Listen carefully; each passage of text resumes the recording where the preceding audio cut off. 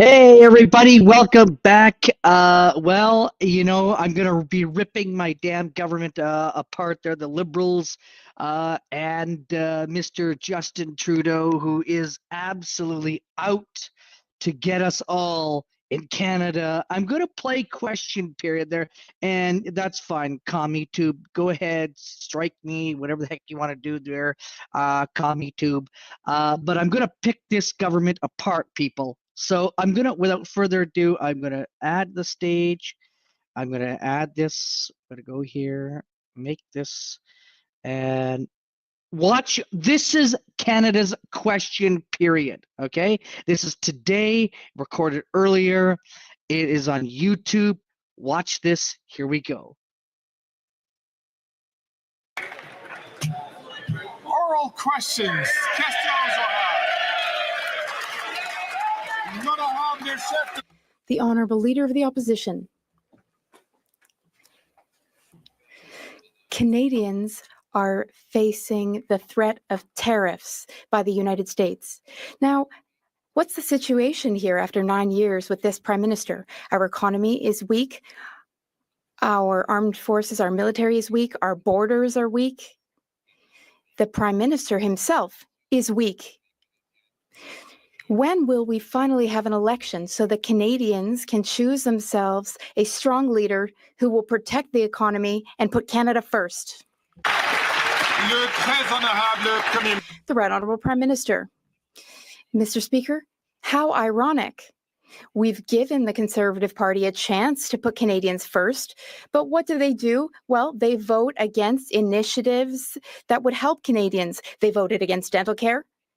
They vote against the school food program. They voted against more spots in daycare. And they're going to vote against the tax break we're offering Canadians to help them over the next few months. Mr. Speaker, the Conservative Party leader rises every day to block help for Canadians. He's only thinking about his own interests, not what's best for Canadians. The Honourable Leader of the Opposition. This Prime Minister is just too weak. He is too weak to protect our economy against Donald Trump's threats. For 3 weeks now, it's been 3 weeks since the President-elect was elected. He's been repeating his threats for weeks. And what's the Prime Minister's plan? A Zoom call. A Zoom call with provincial premiers who feel that this Prime Minister is too weak. Quebec will send the Quebec Provincial Police to protect its borders. Alberta says that this Prime Minister is not defending and standing up for our economy. When will we have an election so that we can get ourselves a strong leader who will protect our economy? The Right Honourable Prime Minister. Mr. Speaker, while the Conservative Party leader is playing petty partisan politics and putting on a show in this House, we are working every day to help Canadians. Members of Parliament represent their constituents here in this place. That's what we're doing on this side. But on the other side, everyone is just helping the Conservative leader rather than constituents. We are helping with school food, with daycare. They're not supporting that. They say that everything is broken, but they're the ones trying to break everything for Canadians. We're here to invest in Canadians. They're here to sow chaos and discord, to break things, to not help Canadians. The Honourable Leader of the Opposition. Face an unprecedented threat from President Trump's potential tariffs. And what is the state of things here in Canada? Our economy is weakened. Our borders are weakened. Our military is weakened. And most of all, our Prime Minister is weakened. Why can't we have a carbon tax election so Canadians can choose a leader with the brains and backbone to protect our economy and put Canada first?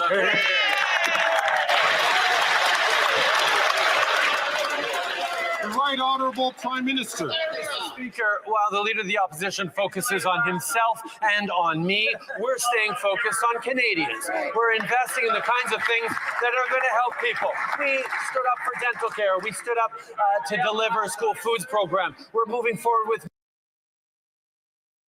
Doesn't this guy sound like a person who is on crack, cocaine, and a person who has, if you don't need to yell, you just need to talk, but he's yelling. We're going to watch this video. Keep going.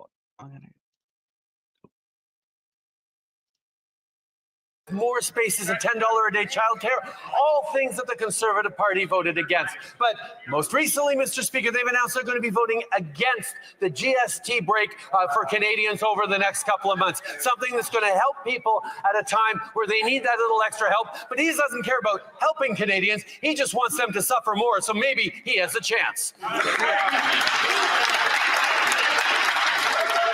The Honourable Leader of the Opposition.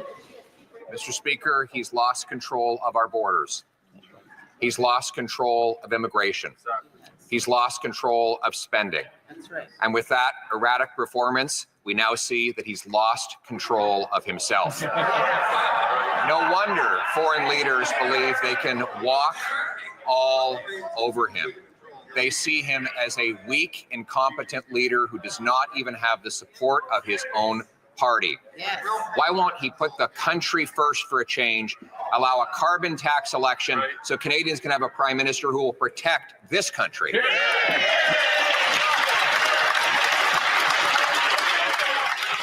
The Right Honourable Prime Minister. You can tell he stood up all night against the mirror trying to practice that line. The reality is, Mr. Speaker, we've got our sleeves rolled up. We are fighting for Canadians every single day.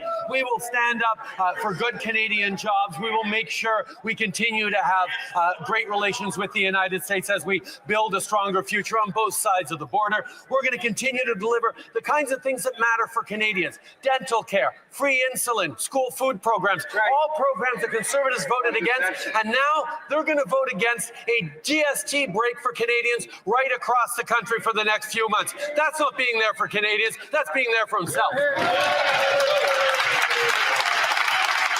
The Honourable Leader of the Opposition.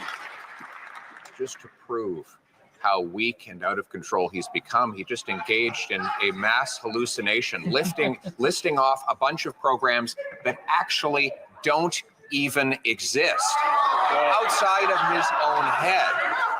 But if he's not prepared to stand up for the country when it comes to trade, then why don't we have a real election about taxes? He can run on his tiny 2-month tax trick, and I'll run on my common sense plan to axe the tax and axe the sales tax on new homes. How about a carbon tax election now?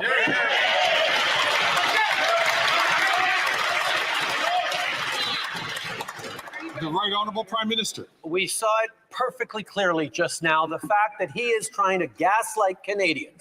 He just said that the dental care program, to pick one, doesn't even exist. Well, tell that to the 1 million plus Canadians who've gone to see the dentist, many for the first time in years, because of the Canada Dental Care benefit. This is what he's standing against. He's trying to convince Canadians that everything's broken while he forces his MPs to vote against a GST break that's going to help Canadians over the coming months. That's not leadership. That's pandering to the lowest common denominator.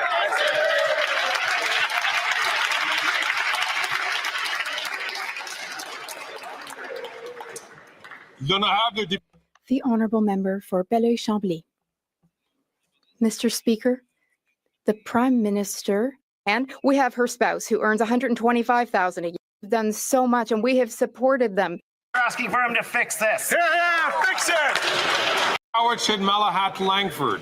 Like most Canadians, seniors are doing what they can to get by, but things are tough. The Liberals have let people down, watching a senior struggle to even buy their groceries. The Liberals' latest disappointment, cutting seniors out of their $250 rebate. Meanwhile, the Conservatives rub elbows with the same grocery CEOs who are jacking up costs. Will the Prime Minister listen and give seniors a much-needed break? I mean, come on, even his own MPs are asking for him to fix this. Yeah, fix it!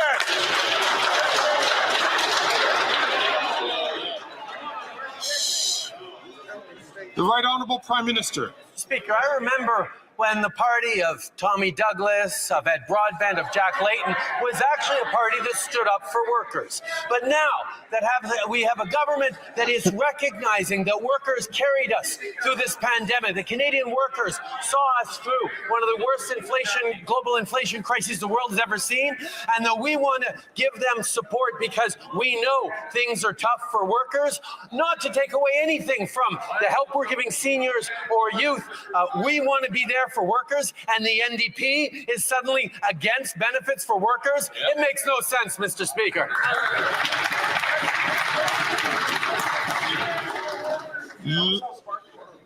L'honorable chef de l'opposition. The Honourable Leader of the Opposition. No sense, Mr. Speaker. I couldn't agree more. Here we have the NDP claiming to have torn up their deal, their carbon tax coalition with the Prime Minister. But then they taped it back together when he promised a 2-month tax trick. Then after taking credit for it, the NDP says they didn't know what was in it. Right. And now they're opposed to it. Mr. Speaker, these two leaders can't even figure out how to give away $6 billion properly. Isn't it time for a carbon tax election so that we can elect a common sense government?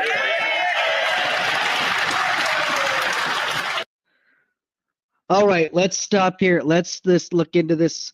So if we look at this, this is what the Canadian people deal with day in and out. This is why you probably see most Canadians, folks, that are probably, they're having too much to drink. They're probably, a lot of them are drunk, because this is the stupidity that we deal with in Canada. Nothing is getting done. What is being accomplished? Nothing. And until we actually get rid of Trudeau, they are spending money like they're big spenders, and they're not even addressing the cost. And I know I've had a lot of American people saying, how is your country run? How is your country? How could we do to help? Help us in telling these people that are on the Liberal side to tell them to leave, cross the floor, just resign, because the more that we do,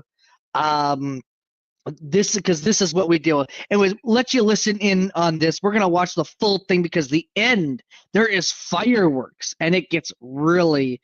But this is how we Americans.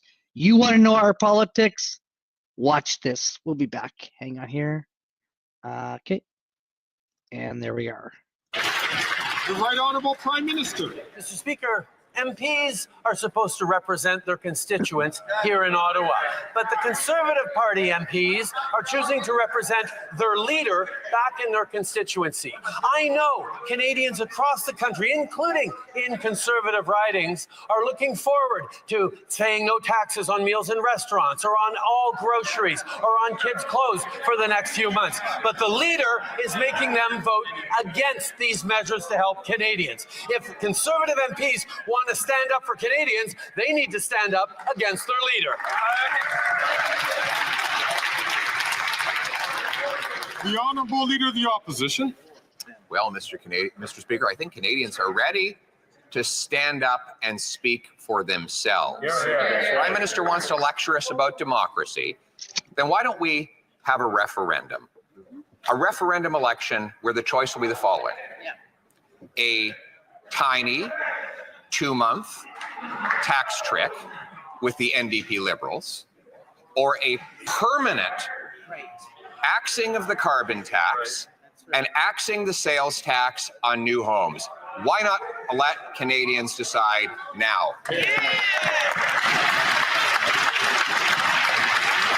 The Right Honourable Prime Minister.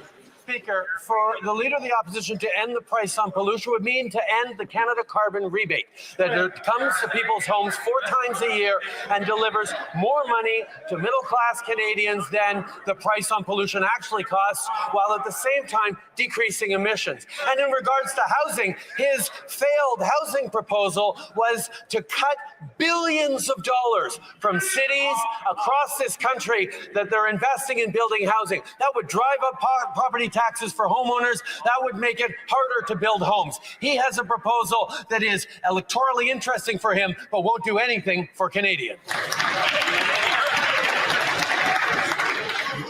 The Honourable Leader of the Opposition. Electorally interesting. That's his condescending way of saying Canadians actually like my plan.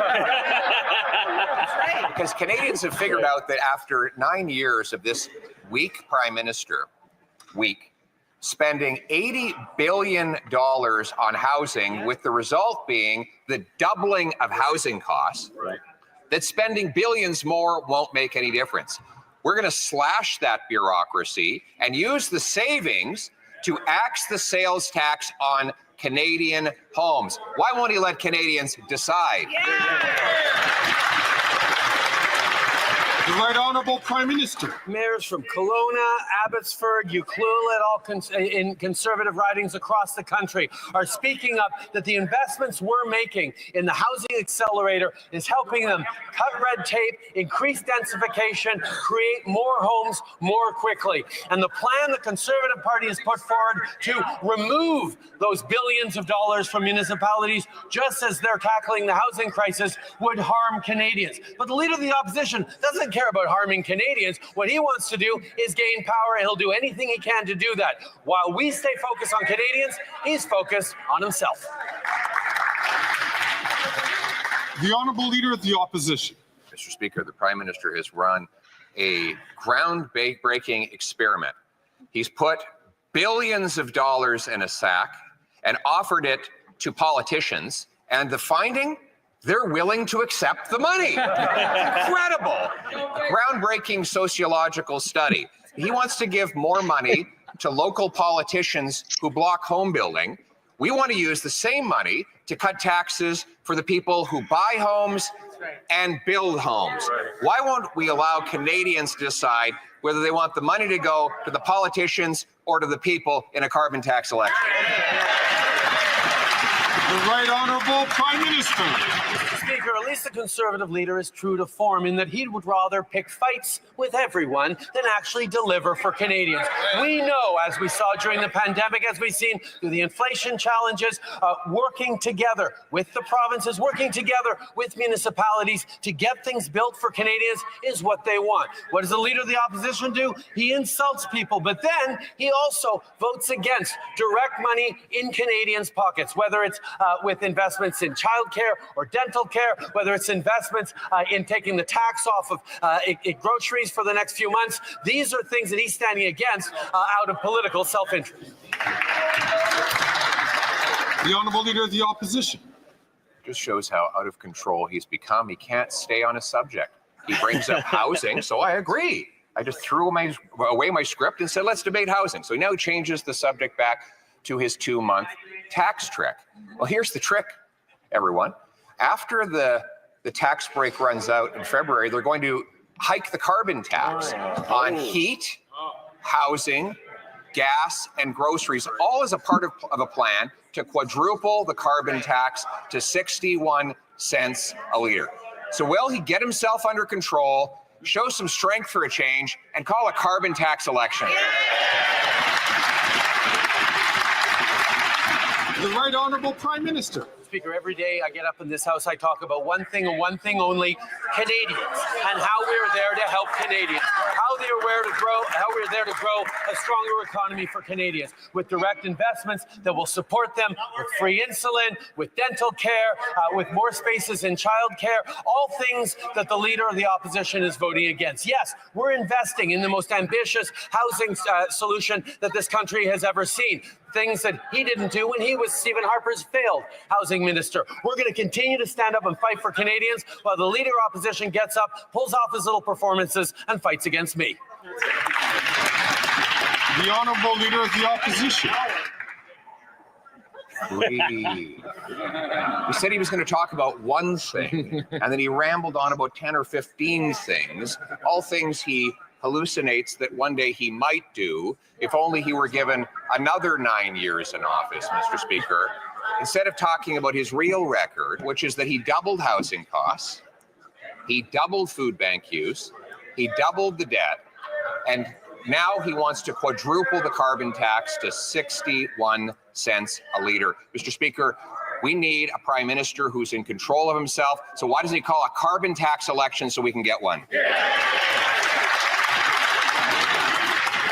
The Right Honourable Prime Minister. Speaker, I'll say it again. The Canada carbon rebate puts more money in the pockets of 8 out of 10 Canadians. But the leader opposite wants to talk about one thing. He talks about food banks. Let's talk about the school food program. This is a program that sends federal dollars directly into school boards, directly to support delivering good food programs for kids. No bureaucracy, just investments in school food programs. The Conservative leader voted against it, and worse, he forced his own MPs to vote against it, to stand up against their constituents and side with him instead of in Canadians who need help.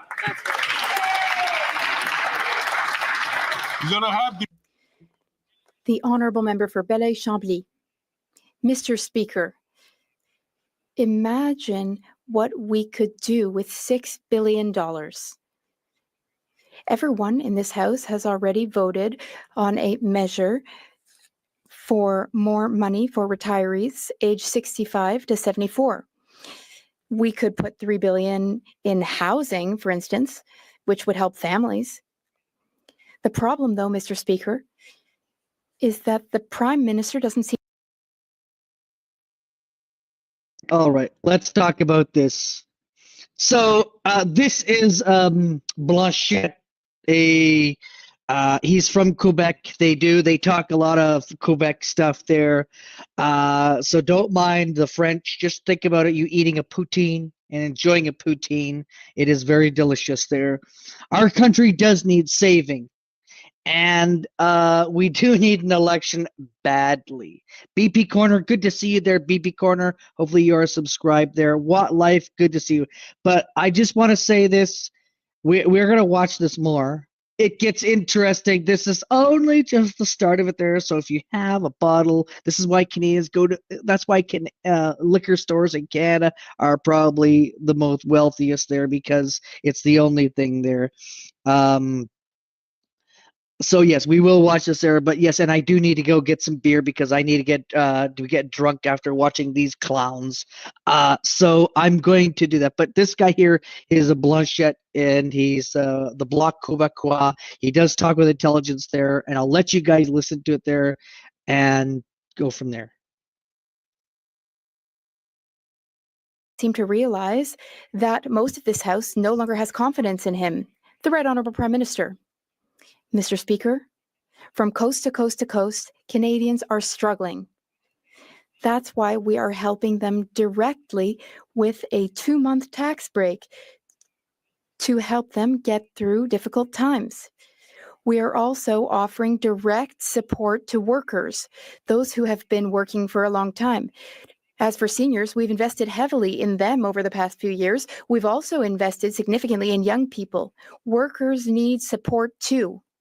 This rebate will deliver direct support to workers, support that they need. But once again, the Bloc Québécois is just looking for a fight. The honourable member for Belleuil-Chambly. It's clear that retirees and young people must be pretty confused hearing that they've been helped so significantly. Mr. Speaker, no one wants these Christmas goodies, these presents. The Liberal Party of Canada's members of Parliament and all other members here voted in favor of equality for retirees. I think people are ready to pay a certain level of taxes if their money is going to be handled and spent properly. Is the Prime Minister ready to move a confidence vote on his new measures? The Right Honourable Prime Minister. Mr. Speaker, the Bloc Québécois has Bloc Québécois opposition days during which they can set the agenda in the House. Meanwhile, we will continue to work to support seniors, which is what we've been doing for a long time. We will continue to take good care of seniors. We will continue to invest in them. We also want to invest in workers to acknowledge the hard work that they do, to acknowledge the struggles they've been through with global inflation, with the pandemic. We're here to support them. If the Bloc Québécois wishes to vote against workers, then they can feel free to do so. And then they can explain that to workers in Quebec and elsewhere. We're here to support workers. The Honourable Leader of the Opposition. We need a plan. We need a plan to protect our economy from President Trump's threats. Americans and Canadian provincial premiers have raised issues of chaos at our borders and within our immigration system. There are 4.9 million visas and permits which will expire in the next 13 months, give or take. If people leave Canada to go to the States illegally, there will be consequences for our economy. What is the plan to guarantee that those who should leave Canada will indeed do so? The Right Honourable Prime Minister. Mr. Speaker, every year in our country, thousands of residence permits, tourist visas, and other visas expire and people return to their countries. We have mechanisms and processes in our immigration systems and at our borders to ensure that people leave when they are supposed to and to ensure that there are consequences when they do not do so. We will continue to keep those systems working. We have also made adjustments in immigration to ensure that immigration meets the challenges of today. We have taken action to strengthen our borders. We are here for Canadians. The Honourable Leader of the Opposition. But his minister said that it would be impossible to even track whether people do in fact leave Canada. The Immigration Minister's Department, the Department of Immigration, just published a statement saying that's according to sources, the number of people who should have left Canada already but are still here is between 20,000 and 500,000. But that there could be even more. There could be more than 500,000 people here who should have left. Mr. Speaker, where's the plan? The Right Honourable Prime Minister. Mr. Speaker, we just put forward an immigration plan to bring down immigration levels over the next few years. This will allow home building and the economy to catch up. To meet people's needs. For example, we had more immigrants to address labor shortages. Now, we will, of course, keep our borders strong and protect the integrity of our borders. This is what Canadians expect. This is something we deliver and will continue to deliver. The Honourable Leader of the Opposition. Our borders, if we're going to protect our economy from President Trump's tariff threats, the Americans and the premiers are all concerned the Prime Minister is too weak to do that. And the data from his own immigration department confirm that fact. According to documents produced by his ministry, there are between 20,000 and 500,000 people in Canada that are not supposed to be here. And there are another 3 million that have to leave within the next year. What is the plan to ensure that people who should leave do leave? The Right Honourable Prime Minister. Mr. Speaker, every year there are visitor visas and work permits and student visas that expire, and every year the vast majority of those people return home to their countries. We have procedures and processes in place to make sure that that does happen. We have consequences if they don't. We will continue to strengthen those. But continuing to talk down our country, continue to talk down our systems is something that the Leader of the Opposition is doing because he's more focused on trying to get elected than he is on actually solving the problems Canadians are facing. That's why we continue to step up and deliver on the needs of Canadians. The Honourable Leader of the Opposition. Another weak answer from a weak leader, Mr. Speaker. The reality is he says that people just voluntarily leave when their permits and visas are up. But his minister admitted this week that that is impossible to prove because they don't keep track. And the closest thing they could get to an answer was their department saying estimates from academic sources range from between 20,000 and 500,000 persons, although there may be more. We're talking about people who should not be in our country. So once again, what is the plan? The Right Honourable Prime Minister. Speaker, once again, we laid out an immigration plan just a few weeks ago that talks about how we're going to make sure that our immigration numbers allow for our economy to catch up, for our home building to catch up. We have a strong and robust immigration system that has delivered for Canadians over decades now. And the fact that the Leader of the Opposition continually throws up his hands to say that Canada is broken is talking down not just our institutions, but Canadians themselves. Canadians are optimistic and ambitious about the future. That's why we continue to invest in them. His answer is cuts to services, cuts to benefits, cuts to Canadians. The honourable member for Nanaimo, Ladysmith. Mr. Speaker, the Prime Minister promised that Canadians would see real change to our electoral system. It's been 9 years, and in true Liberal fashion, he broke this promise and let Canadians down. Clearly, this was an election year tactic, and the result, Mr. Speaker, increased division, partisan games, and a lack of representation in Canada's Parliament. And the Conservatives, well, they sure don't want to make it better because they only care about the profits of their rich corporate friends. Will the Prime Minister tell Canadians why he dropped the ball on electoral reform? The Right Honourable Prime Minister. I very much care about electoral reform. I've been very clear that I would bring in a ranked ballot tomorrow if we had that option. This guy is so full of garbage. It isn't even funny. Like, you look at this guy and he's huffing and puffing and yelling and everything like that. And he does this every day. This is what we've had for 9 years, my American friends there. This is what we deal with. Well, I know one thing. I know you guys don't like Biden, but I have to say, at least he doesn't huff, at least he doesn't puff, and at least he talks calmly. Sure, Biden may be old, but at least we don't have this stupid crap. Well, yeah, true patriot there. I mean, yeah, he called Biden, but but also, when he does talk, he talks calmly, Biden. He talks just like we're citizens. He talks to you guys like you're citizens there. Whereas this guy says that he's got all the decision making. Yeah, no, I realize that he could be absolutely, but at least this guy, at least Trudeau says, oh yes, we know what Canadians want. How do you know what we want? You know what I want? I want an election. I want somebody who is smart, somebody who went to university, not a drama teacher representing us there. He's a drama teacher. CNN loves him. They just love this guy. I think CNN pays for the campaign, pays for it. Anyways, we're going to watch this. We're got another 26 minutes to go, but it's going to get interesting very soon, and I know that. Hang tight, guys. Grab a beer.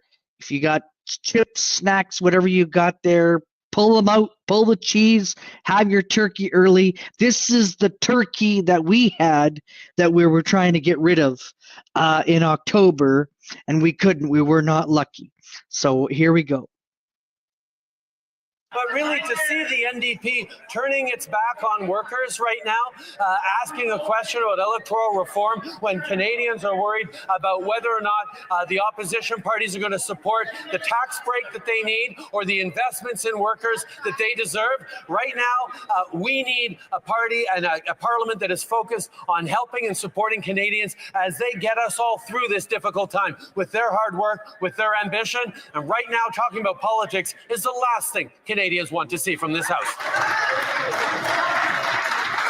The honourable member for Edmonton Griesbach. Mr. Speaker, what the Prime Minister isn't saying is the fact that seniors and persons with disabilities are workers. No one should have to work more than one full-time job in order to put a roof over their head or to afford food. But a recent report from the Edmonton suggests that the minimum wage just isn't enough to survive. People are having to make tough choices. They cannot afford their groceries. They cannot afford their medication, and they cannot afford their rent. But the Liberals are holding up relief by excluding seniors and persons with disabilities in the $250 rebate. Worse yet, the Conservatives would cut. Will the Liberals stop letting Canadians down during this difficult time?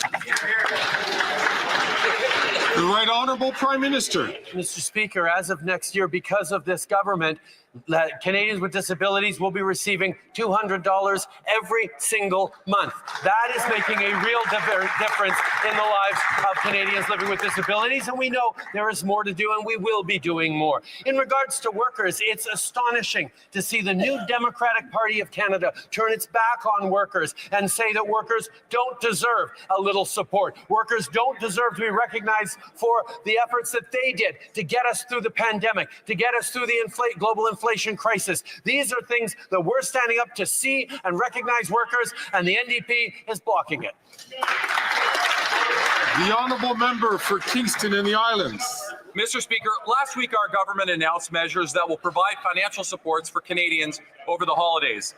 These measures should be supported by all MPs. However, we know the Leader of the Opposition has muzzled his members. According to one Conservative MP, we recently learned that, quote, everybody is being watched. What we say, what we do, who we talk to, end quote. The Leader of the Conservative Party has gone so far as to stop his MPs from asking the government for supports. Can the Prime Minister explain why the Leader of the Opposition should unmuzzle his MPs and allow them to support Canadians instead of forcing them to repeat his embarrassingly bad slogans?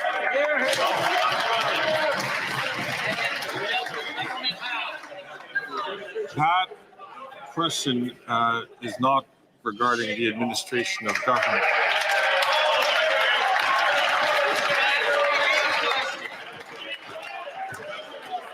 I see that the Prime Minister is standing,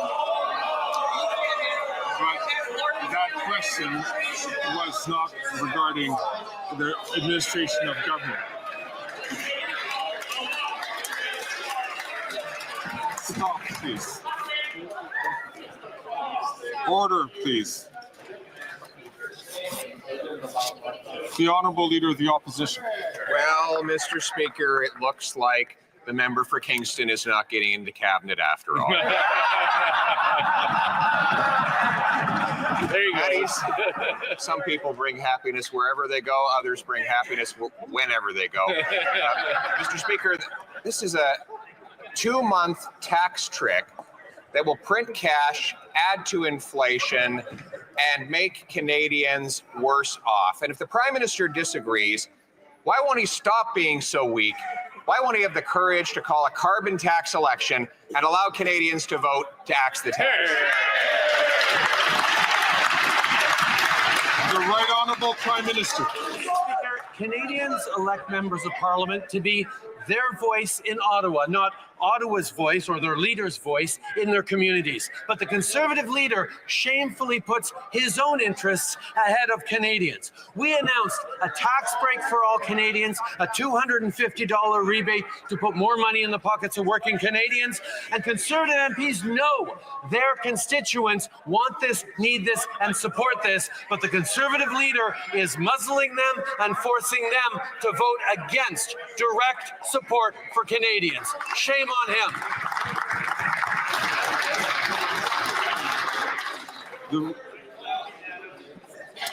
The Honourable Leader of the Opposition.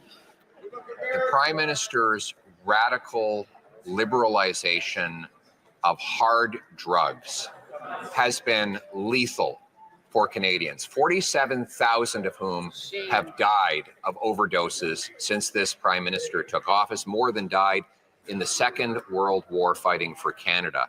Overdose deaths are up 200%, and now our American friends say they may hit us with tariffs because of the Prime Minister's liberal policies on fentanyl.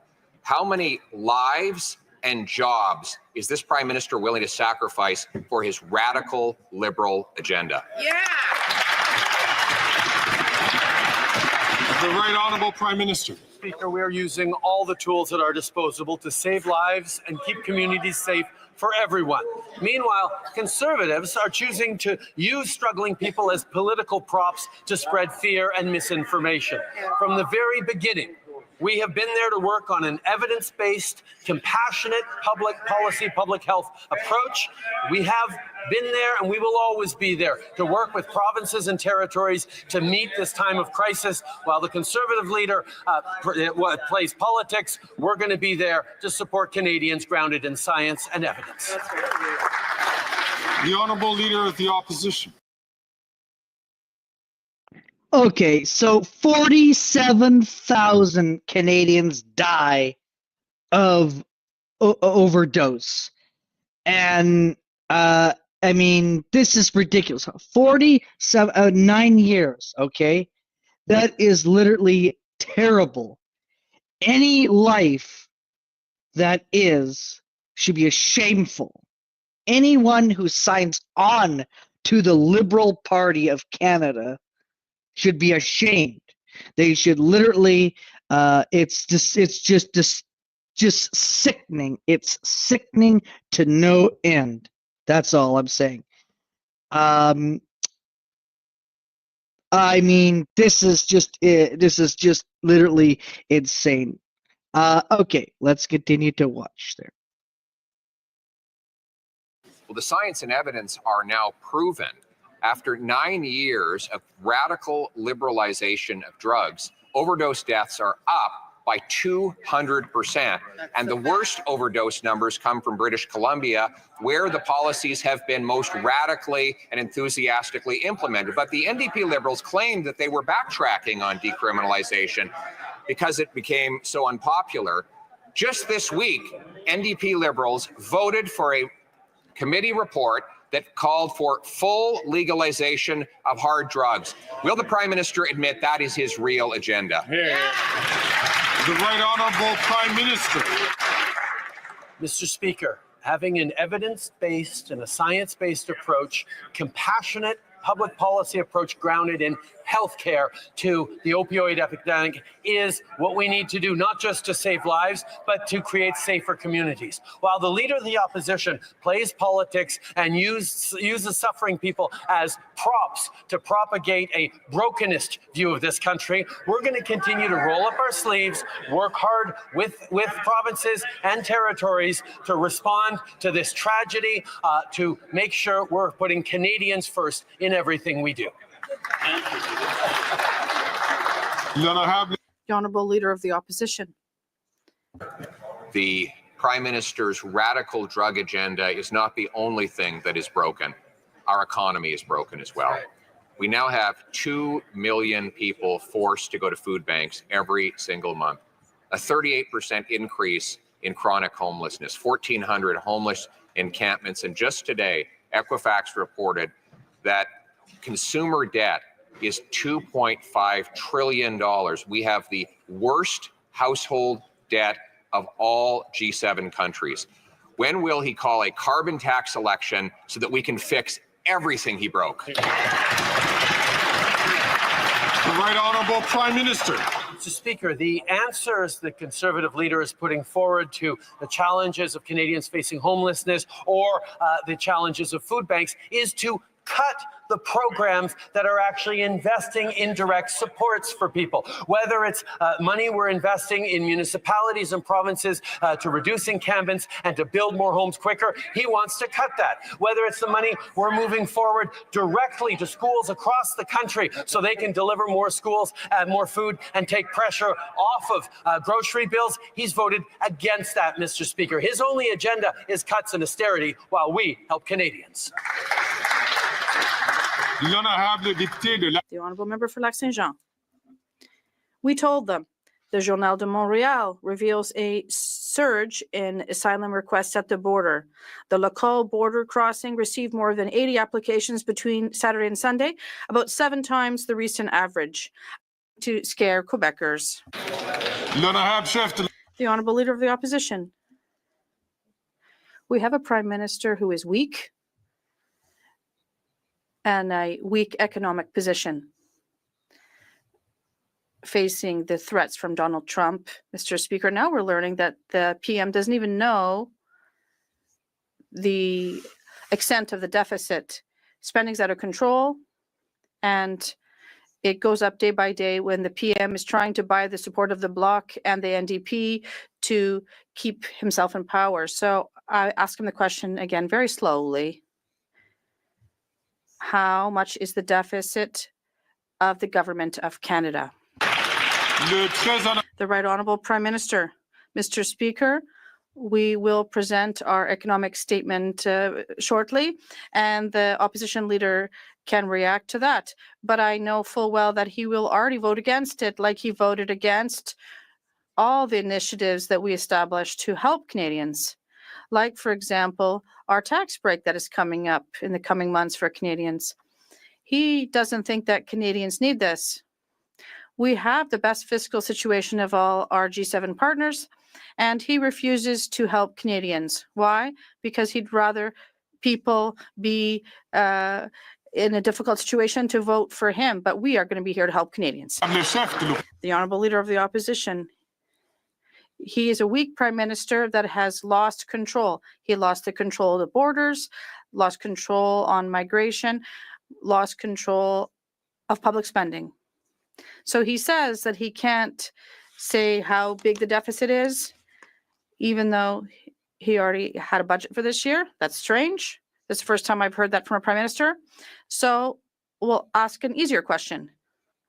What was the deficit of the government of Canada last year?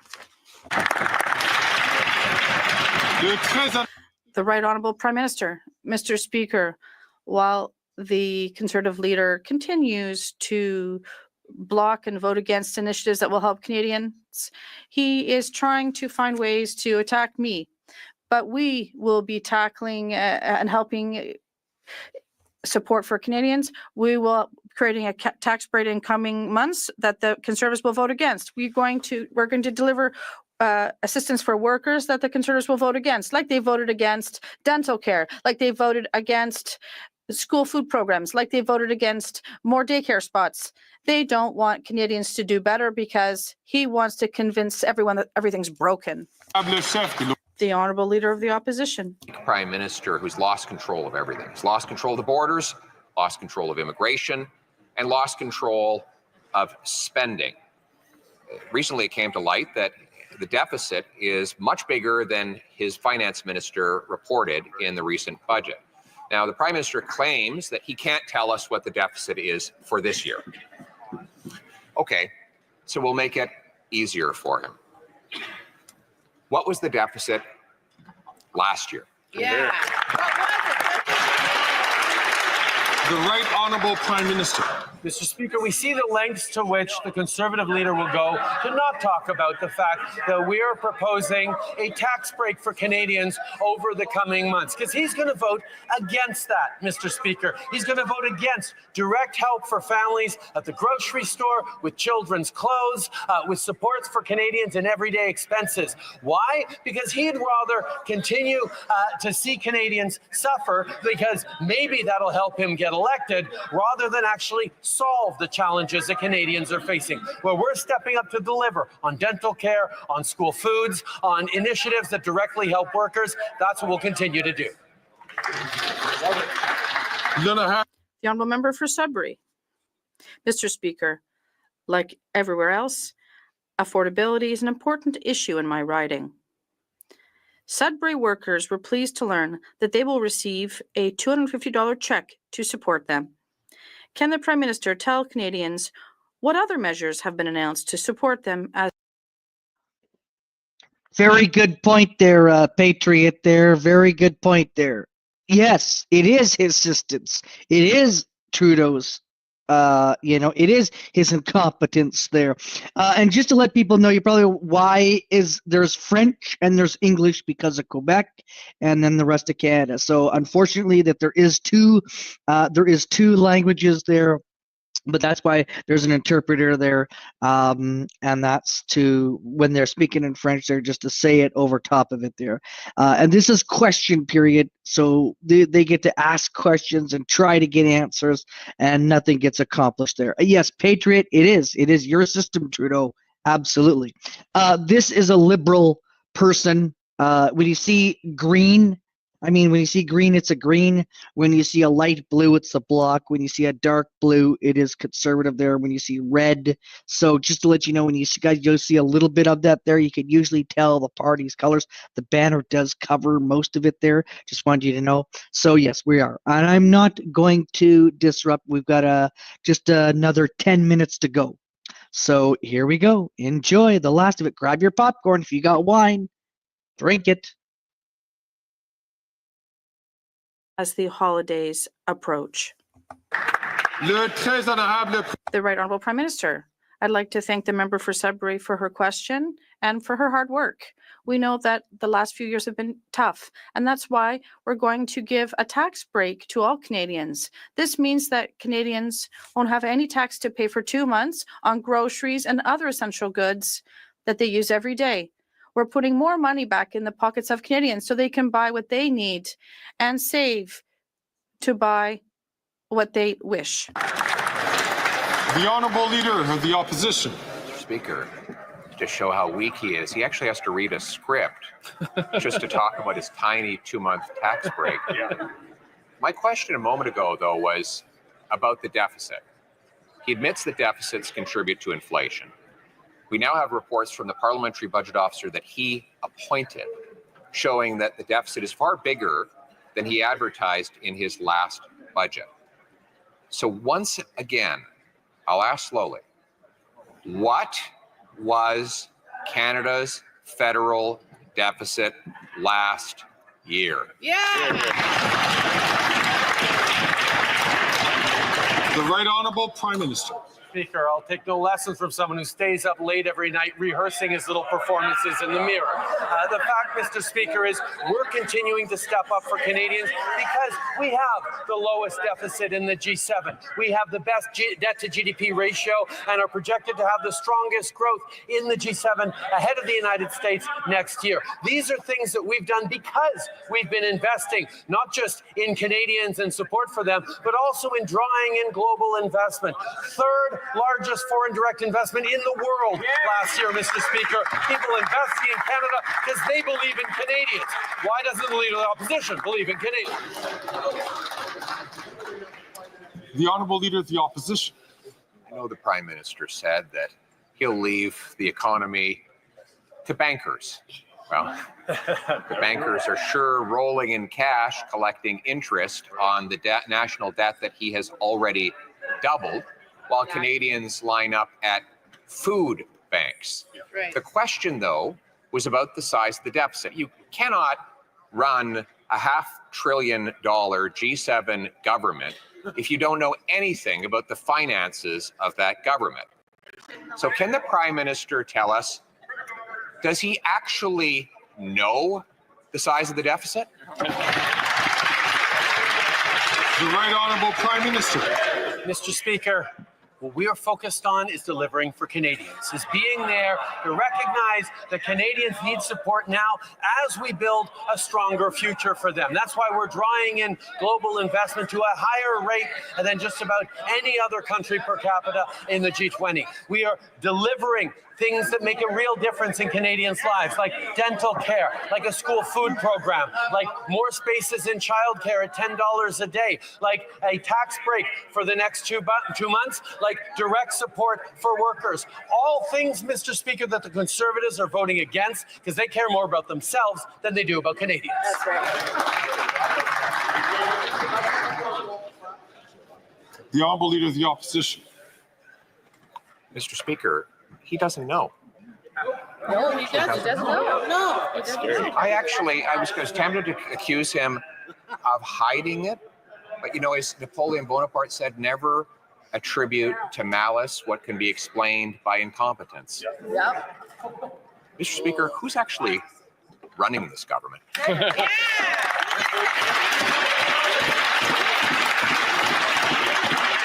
The Right Honourable Prime Minister.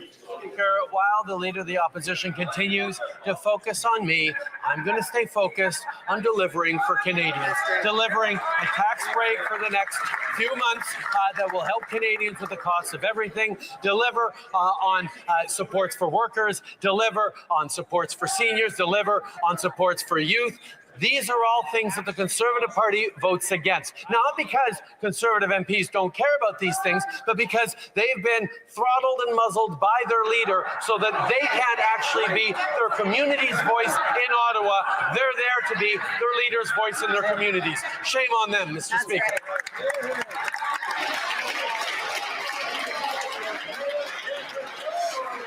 Order. Order. The honourable member from Vaughan Woodbridge. Mr. Speaker, people. Order, please. The honourable member for Vaughan Woodbridge. Mr. Speaker, people in my riding are counting us to deliver essential supports like the Canadian Dental Care Plan. But the Conservative Party's stubborn blocking of the House for their social media clips is putting this program at serious risk. This isn't about politics, Mr. Speaker. This is about access to health care and Canadians. Can the Prime Minister remind us all, what is at risk if this House continues to put politics? Excuse me. I'm going to, colleagues. I'm going to ask all members to please not take the floor unless they're recognized by the Speaker. I had great difficulty hearing the answer to this question. So I'm going to ask the honourable member from Brantford Brant, please, to not, I'm going to ask the honourable member from Brantford Brant, please, to not take the floor while the Speaker is speaking. The honourable member from Vaughan Woodbridge from the top, please. The honourable member. Mr. Speaker, people in my riding of Vaughan Woodbridge are counting on us to deliver essential supports like the Canadian Dental Care Plan. But the Conservative Party's stubborn blocking of the House for their social media clips is putting this program at serious risk. This isn't about politics, Mr. Speaker. This is about Canadians. This is about access to health care. Can the Prime Minister remind us all what is at risk if this House continues with politics over Canadians? Thank you, Mr. Speaker. The Right Honourable Prime Minister. Mr. Speaker, I thank the member for Vaughan Woodbridge for his hard work on the file and his question. Canadians are not surprised to see Conservative leaders blocking key programs to support them. But I think we're all kind of surprised to see the NDP standing by. The NDP is actually helping Conservatives block dental care, health care for refugees, clean drinking water for Indigenous communities. The NDP owes it to Canadians to stop playing the Conservative Party's games, do the right thing, and end this obstruction of Parliament so we can all deliver for Canadians.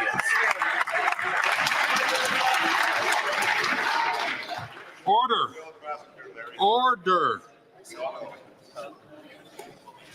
The honourable member from Winnipeg Centre. Mr. Speaker, the Liberals' housing failure hurts people experiencing gender-based violence.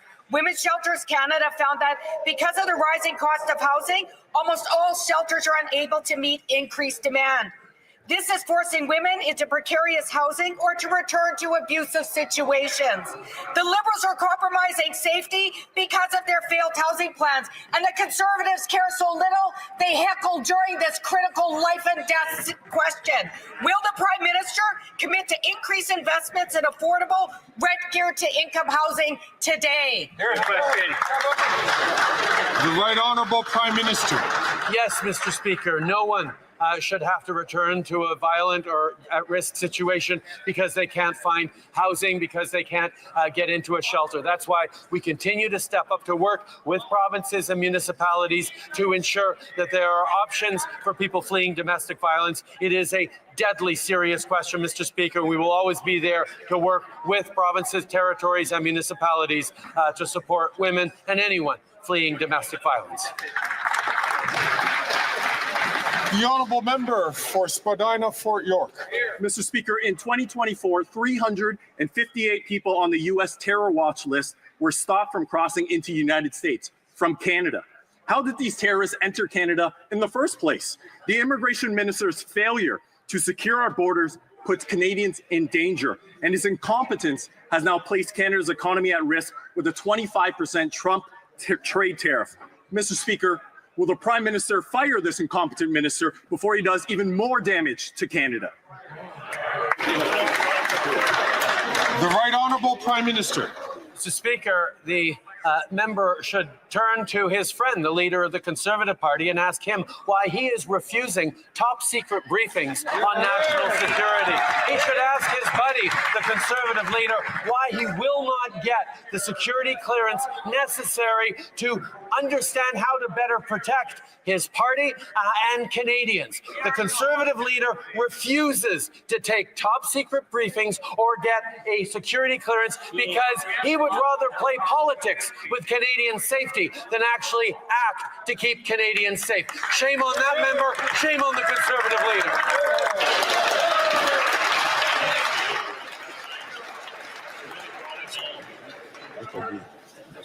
Points of order. The honourable member for Regina Capel. Okay, so there we are. We're back now. You know, as I could say, this is what us Canadians deal with there. This is what we deal with this moron, you know, from Canada who we had to deal with there. Outlaw, you're going to have to go back and watch this.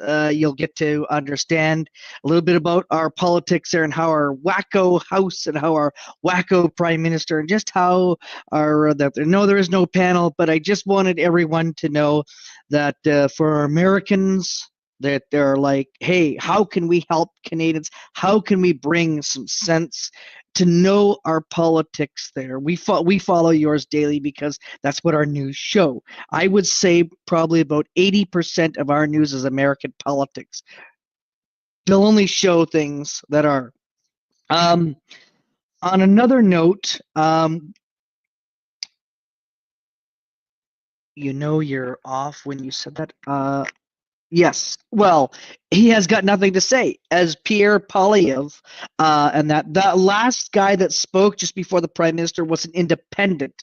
Now, he was also kicked out of that night. Not sure which party he was with, if he was a conservative or a liberal, but anyways, he was kicked out of the party because he had he had said something against the mandates and that, and they booted him. Now, I'm not sure. I think, and I'm not going to make any suggestions because I don't know, you know, I didn't catch the guy's name there, but I mean, I've heard various things there. So this is how we can do this, American friends, wonderful neighbors to the south, and USA there, folks there. Yeah, so I've had messages, and I will post this in the Discord to watch. Feel free to watch it, share it, show it, anything you want to do there. I don't think CommieTube will, but I just know one thing. This is what we see on a daily basis. Why? So the big question is, why are Canadians drunk? This is why. Yeah, this is why we are always smashed. Why do you think? And then they put in these taxes so that way we cannot have there. And okay, I got a question here. I got some questions. Let me ask you this as an American Oilers. Has any moderate liberal flipped to the conservative side due to how bad they realize how bad it's gotten in Canada? No, none. None. As actually what they do is they just they're either kicked out, so then they leave, or they just take or they call it there where there's a by-election. That's it, a by-election. That is how it is. There's a by-election and then they're kicked out. So they don't necessarily cross the floor. Now, there have been crossings of the floor before, absolutely. No question about it there. There have been crossings, but no one has crossed the floor. They're scared. Trudeau is like, he gets his cabinet after that person there. Nanaimo, British Columbia, on the island, they had the Liberal retreat. A lady who is a speaker, the third string speaker there, very good looking actually, might I say there, spoke out against Trudeau's leadership. Freeland and Trudeau paid a visit and scared her and told her they were going to keep her, but if she spoke out again, he was going to be kicked out of cabinet. And or maybe kicked out, period. Okay, so which means she become an independent just like this guy, which means you don't get a lot of money for staffing. You don't get a lot of the things that the opposition or in government get. Okay, here in Canada, your funding goes down. I don't know what it is like in the States, but I believe you can only get 1 or 2 members. Okay, that's no different Oilers. The Dems were afraid to leave the part. Okay, because how bad? Okay, so yeah, that's how it is there. I'm just trying to catch up to you there, Patriot there. But as an independent in Canada, you lose a majority of your funding, 60%. You're only left with 40%. If you are in opposition, I believe you get more than the independent. I believe you get about 60%. And if you are in government, you are paid for. Your office and everything is paid for completely, and everything like that. That's why you could only hire so much. That's why you see opposition are smaller. Smaller, which means smaller staff there. Government means bigger, and that's how it works. So yeah, like I said, you guys can go back. You guys can show this. You guys can tell. You guys know people in Canada that can do that. There. This is how we run. This is how our government is being run, and we're being bullied. By the way, we are. We've got so many censorship things there. Things cannot be put on Facebook. You got the government coming to rap on the door, just like you got things that are you got things that are so it's really, really tough there. Hey, Wanda. So yes, that's question period. Those are the turkeys that we would like needed help to get cooked, to get out. So, yeah. And I'm going to put the link in the Discord. If you have Discord, feel free, show it, share it, tell people, spread the word out. The more the merrier, and the more that people know about our Turkey government there, because they really are. They're a bunch of and not the opposition or anything like that. But yeah, hang on here. Being a politician is not to be a job. It's a duty, civic duty. You're absolutely right there, Patriot there. Same goes for Canada, I bet. Yeah, so I'm not sure how the states work it, but how we work it here in Canada is if you are in government, which the Liberal Party, which means all Liberal MPs, regardless if you're a backbencher, you get a big, huge office. Okay, if you are an opposition, you get just a little less, not much more, a little less. So it's not quite. So you probably lose about 2 staff people, probably 2 staff less, more that is on the Liberal side there. And I think either than that, then it goes by percentages there. So that yeah, and good to see you there, Ty Spork there. Love it. He's got the Canadian. I know, good American. They're always supporting Canadian there. So I'm going to put the link in Discord. This is how Canada rolls, unfortunately, there. So we're not allowed to put anything on Patriot. I just want to finish. Once we can't put anything on Facebook, they've censored that. Okay, you can't say anything bad to the government there because you'll go to jail. A guy here was fined $50,000 where I live here, and he is now well, he's got 17 days before he loses everything. And yeah, because he put something on Facebook. And that okay, and the other thing too that I also want to point out is the fact that you can't go hunting, you can't hunt at all there, no, you cannot at all. Our hunting rights are gone, our social media rights, our protesting rights, convoy, whatever you want to call it there, that's all shot and gun out the window. Okay, goodbye, kiss that goodbye. The freedoms here in Canada are gone. They're gone. Okay, the healthcare is way gone down in a decline. Everything is headed, and we are headed for a mass recession. How this happens is, how is it a big one there? Are we gonna maybe feel a little bit, but not a lot there. Is it a big landing? Are we going to have a huge recession? Because it's definitely happening. It's happening right now. It's happening right now. But the thing is that if you spend more, then you are adding to the deficit there. You don't go and buy a $4,000 fridge when your budget is only $2,000. No, you buy $1,000 fridge. You keep within your means. If the desk is $5,000 and you're being given $2,500, well, then you stay within the $2,500. Buy a $2,000 desk. You don't need to buy the most fanciest desk. And the thing is it adds up. And then the 21.99%. Now, I just talked to a banker. Who said our government, it is a 50.9% interest rate our governments pay. Yeah, 50.9% is totally different. You have to, and he says budgets balance themselves. They do not. I'm gonna pull up a clip here. Hang on here.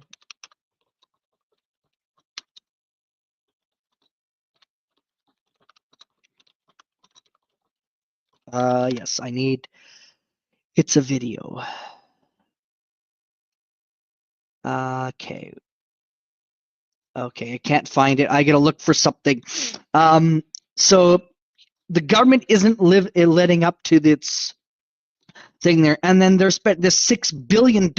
Well, we're going to be paying for it somehow, so something's going to get raised. So we're robbing Peter to pay Paul, and the thing is that it's like, okay, it adds to our deficit, and it's going to be passed down to our grandkids. This is why the Conservatives voted for the dental plan. Now, don't get me wrong. I think the dental plan is good in some ways, it's bad in another. It was the way it was done. It was the way it was budgeted, everything, and how it was handled. The other things that they voted down, the Conservatives there, it was just that the spending on top of the spending. Put it all in a budget and balance the budget and spend within it. Look at what money you've got to work with and work within it. Inflation is on the rise. Why do you think the interest rates have come down in Canada? It came down 4 times. They're talking about a 5th time. But if this goes through, which I think it did already, I think they did vote, then we're going to see inflation go back up there. And even the real estate market, people are saying that we're going to see really bad, where people are going to be deflecting. They're going to be they're going to have to get rid of their houses. They cannot afford it. Why do you think people in Vancouver are selling their homes for $1 million there when they bought it for like $200,000 there? And then the government comes and they take their house away. Mr. Green makes a very good point. It is up to us to stop this. And, people are losing their homes.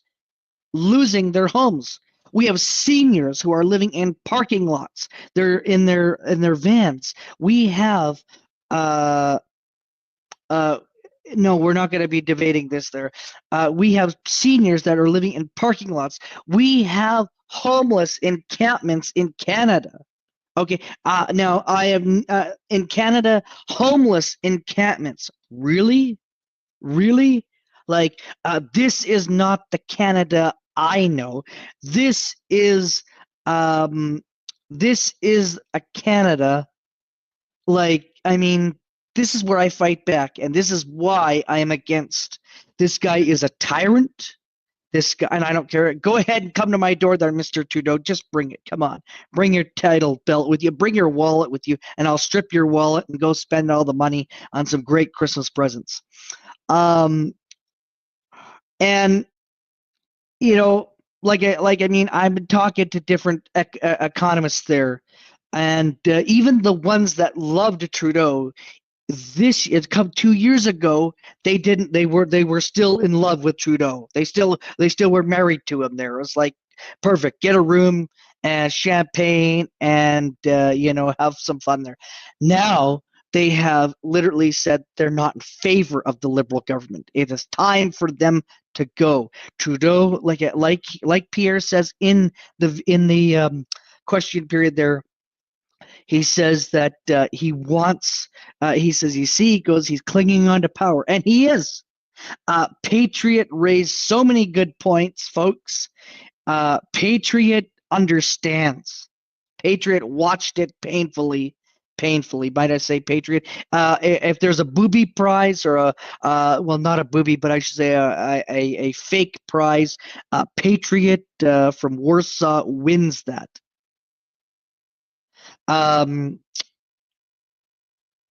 And like I said, I don't know who all was watching this in the background there, but there will be a link posted. And like I said, any fake booby price, yeah. So if it is all possible, our American friends and those of you that are coming here, I very much appreciate it. Do hit the like button, share this out, because this is. I get so many Americans saying, "Oh, we love Trudeau. He's best. He's the best thing ever." Yeah, you guys love him. He's good for you guys, but he's not good for us. He's robbing us to give to you guys all the goodies.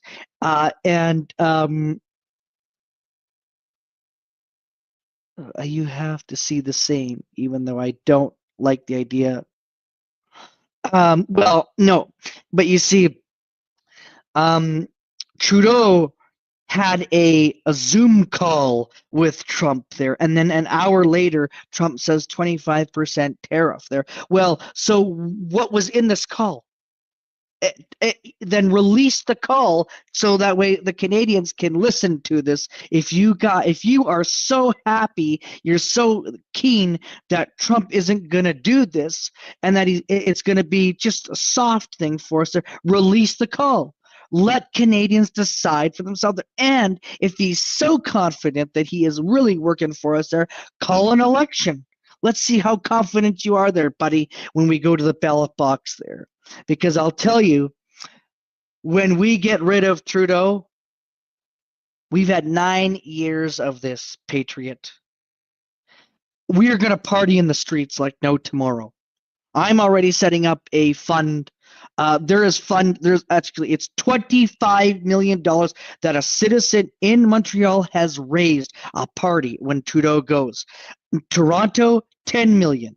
Ottawa, I'm not sure. I couldn't find. I've been hearing mixed things, but there is a bunch of funds across it. Calgary and Edmonton, holy crap, they're up to $50 million there in Edmonton. There in Calgary, they're at 40. No, next year. Next year in October is when we get to go to the polls there. I think it's the 26th or 27th, because Jagmeet Singh of the NDP, who's the leader of the NDP, wants to get rich and get his pension. So it means he can retire happily ever after and continue to make babies there. And Trudeau, he's going to be the richest guy there. And who pays for it? Us. So this is why we desperately need our American friends I know you guys don't like Biden, but Biden, he listens to Biden. So if we can get you guys to pressure Biden, then what can happen is Biden will tell, hey, pal, listen, you're doing the wrong thing. Get the heck out of office. Leave now. Because I know anything that Biden says Trudeau listens to. He loves them for some reason. That's why. Why do you think that they're having handshakes, or why do you think that they were having meetings? They just love each other. It's like, match made in heaven there. Why do you think they love these G7 summits? I know you guys don't like them. I know you guys don't, but to put pressure on Biden to get on the phone and tell Trudeau to leave office, let somebody else in there to fix the mess because he's created a lot there.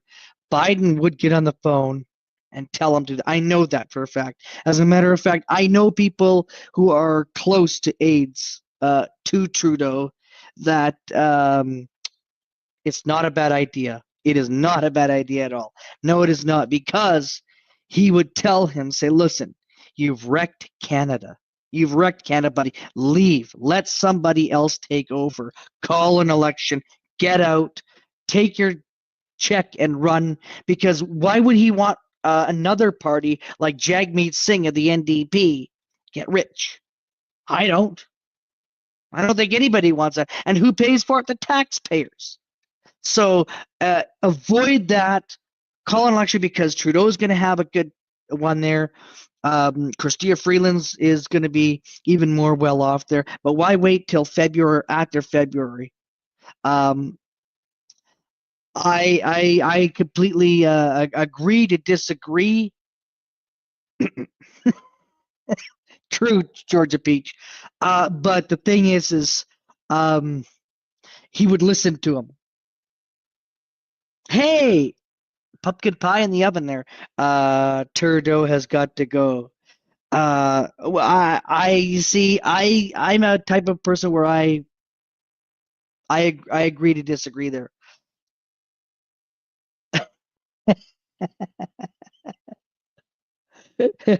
Well, I don't know. I tend to disagree. I really do think that what needs to happen is we need to hang on here. Somebody just messaged me in Discord here. Yeah, so this is how we need. No, I don't like him. I just was. Why do you think I ripped the guy apart there? Let me go grab something. Hang on here. Let me just go grab something. Big dog ma. Where is it? Oh yeah, here we go.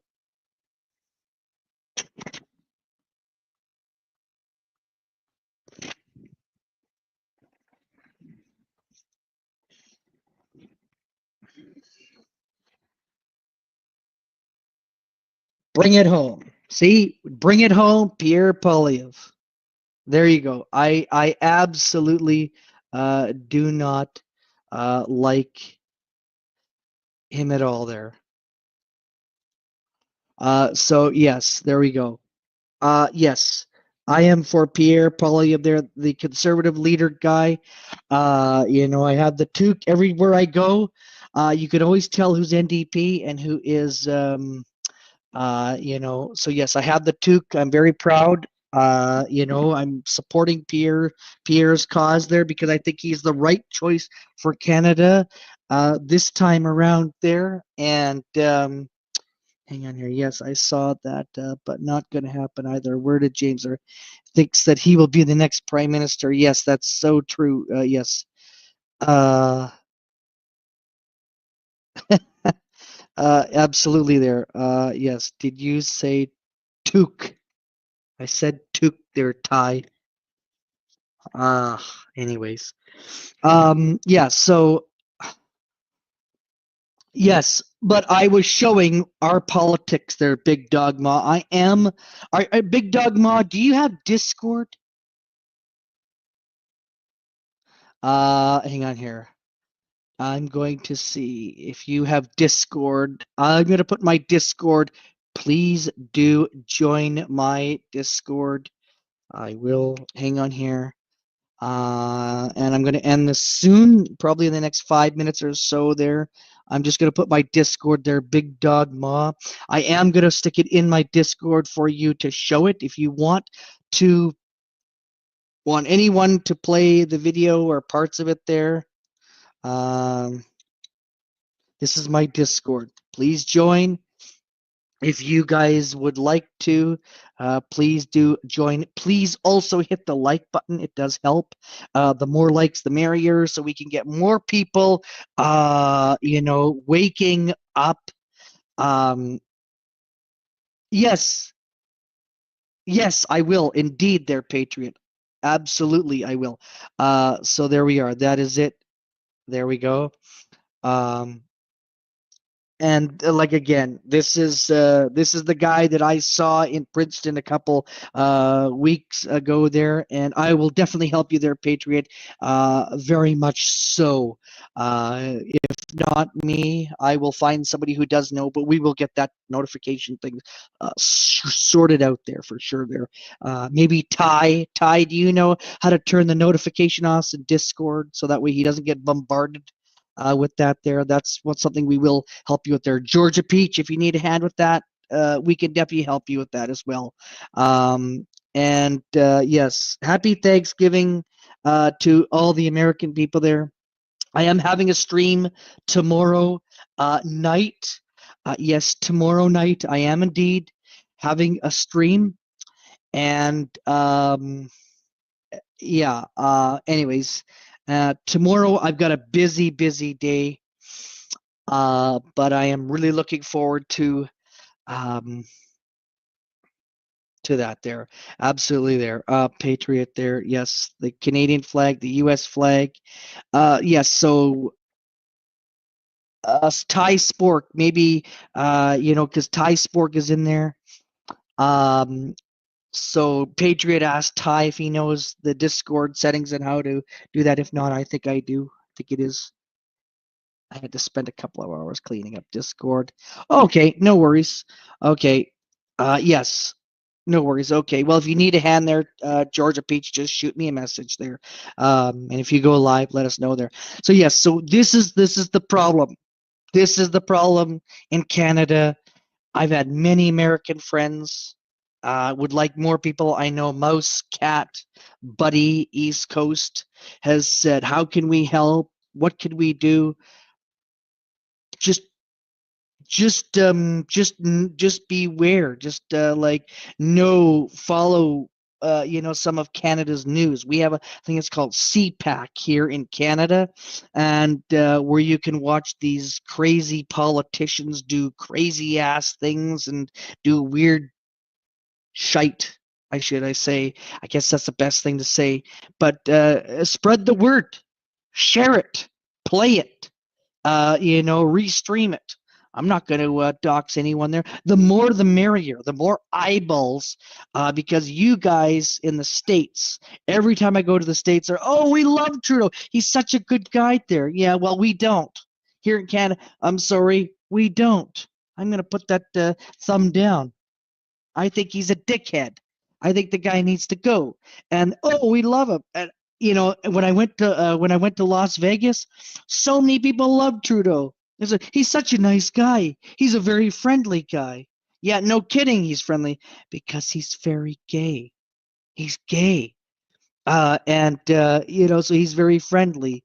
He's a feminist, and he calls Canadians misogynists. We're all misogynists here in Canada. There, he says that we're not thinking clearly here in Canada. That Canadians are not thinking clearly, but we're misogynists. And when you call your people misogynists, when you call us a bunch of stupid people, living under I think so, Georgia. I think so. When you call us stupid people, then you have to go. I'm sorry. And during a freedom convoy, saying that we're woke, we're crazy, we're nuts. Patriot, we've been called a lot worse than just garbage.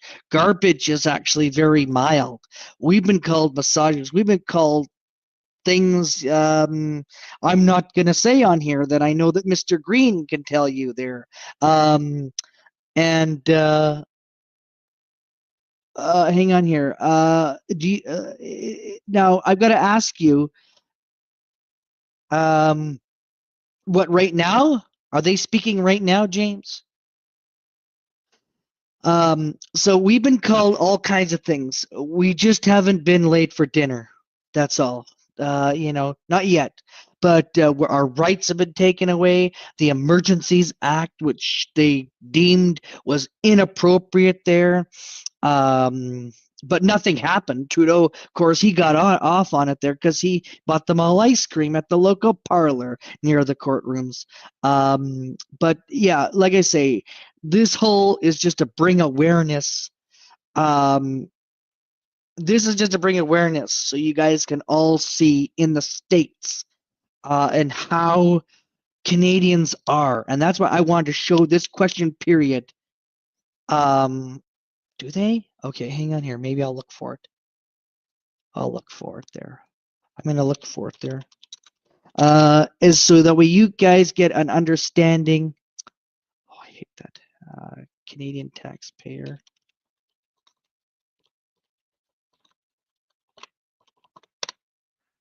Okay. Well, they do. Do they ever? Do they ever? Okay. Hang on here. Taxpayer.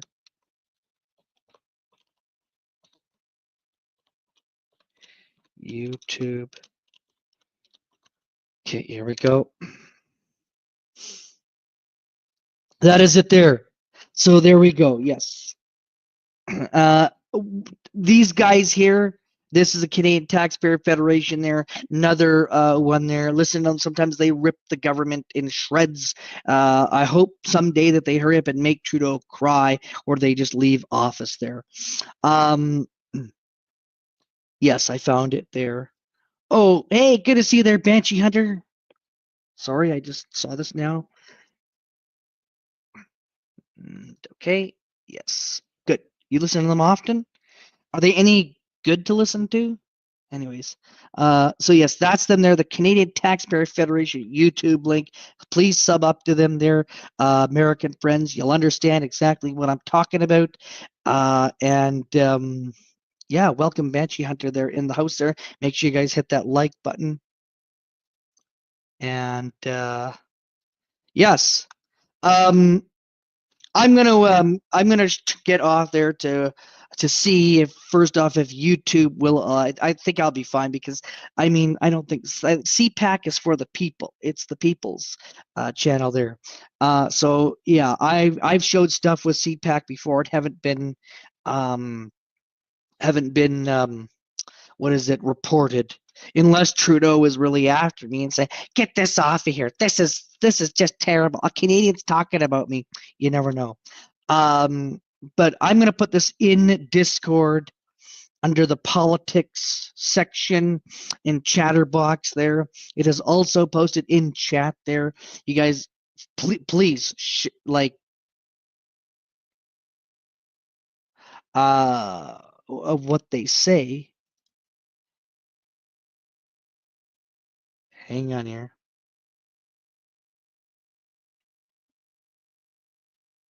Oh no, it is. It's insane spending. I'm gonna go through it though. No worries there. Good to see Andy. No open panel, but I am gonna put this link if CommieTube doesn't shut this down there, and you guys can go through it there and listen to how Trudeau huffs and puffs, and he's getting he's getting wear down, and somebody needs to tell him. One of his chief of staff needs to tell him, step aside, buddy. Let somebody else have the job there. You've wrecked this country. You've changed Canada. It is, but that is it. Well, I mean, I could throw it. I could do a bit of an open panel. I could. Hang on here. I could. Sure, I could. All right. Just not a long one, maybe about an hour or so, because I do want to eat dinner. All right. Okay. Oh, wait. Shoot. Okay. Where is it? I'll throw it. Where is it? I want to pin this at the top. Pin the message.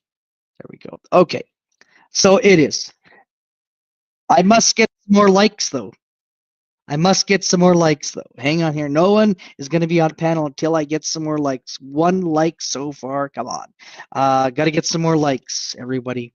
Okay, just bear with me here. Hello. Hello. Hey, Patriot there. You sound funny. You want to go out and come back in? Yeah, let me hop back off. Hold on a second. Okay, he'll come back in there, folks. So it's not going to be a long panel, maybe an hour. So it's 6:10 my time, 9:10 Eastern, because I know you guys in the States and America do have a turkey, but we have a turkey here. His name is Justin Trudeau. Anyways, you guys want him?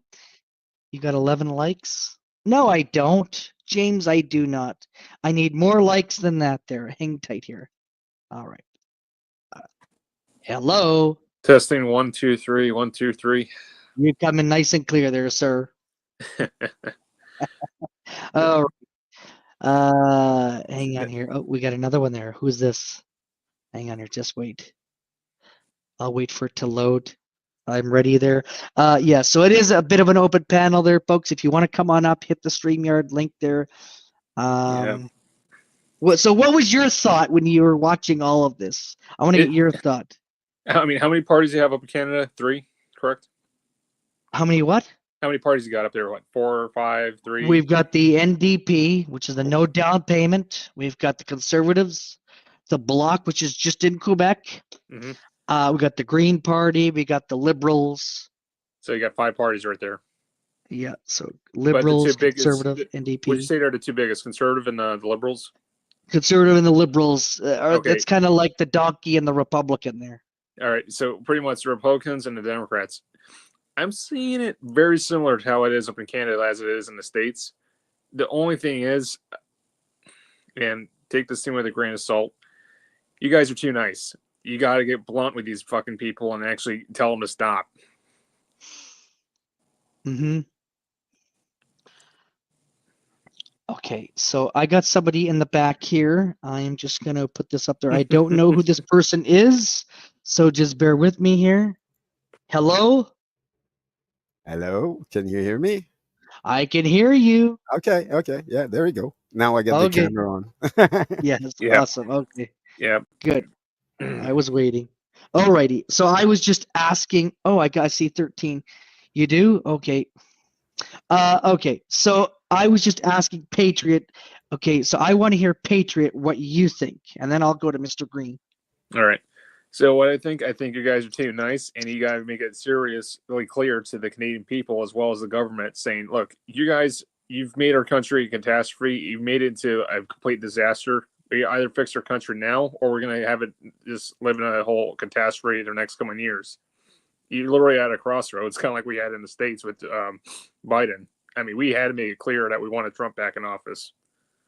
Okay, but I got a question though. What did you take of Trudeau speaking though? Don't you not think that the guy is on cocaine or something? He's panicking, very panicking, like how the left is here in the States. It's deflecting the questions. Every time a person questions a politician, when they deflect, they can't really answer something or lie. That means they are cut out in the spotlight. You're doing what you need to be doing. Just keep at it. Okay, and we want an election, but during the Freedom Convoy, the NDP signed a 2-year deal. Otherwise, we probably would have had an election and gotten rid of this guy that's in power there now. I mean, what was the change? All right, so what was your election? Was it 4 years term? Like, what was it going on for every election? It was a minority. So minority. Yeah, usually it's 4 years. It's usually, yes, it is. It's just like the president. But but minority governments don't last a long time.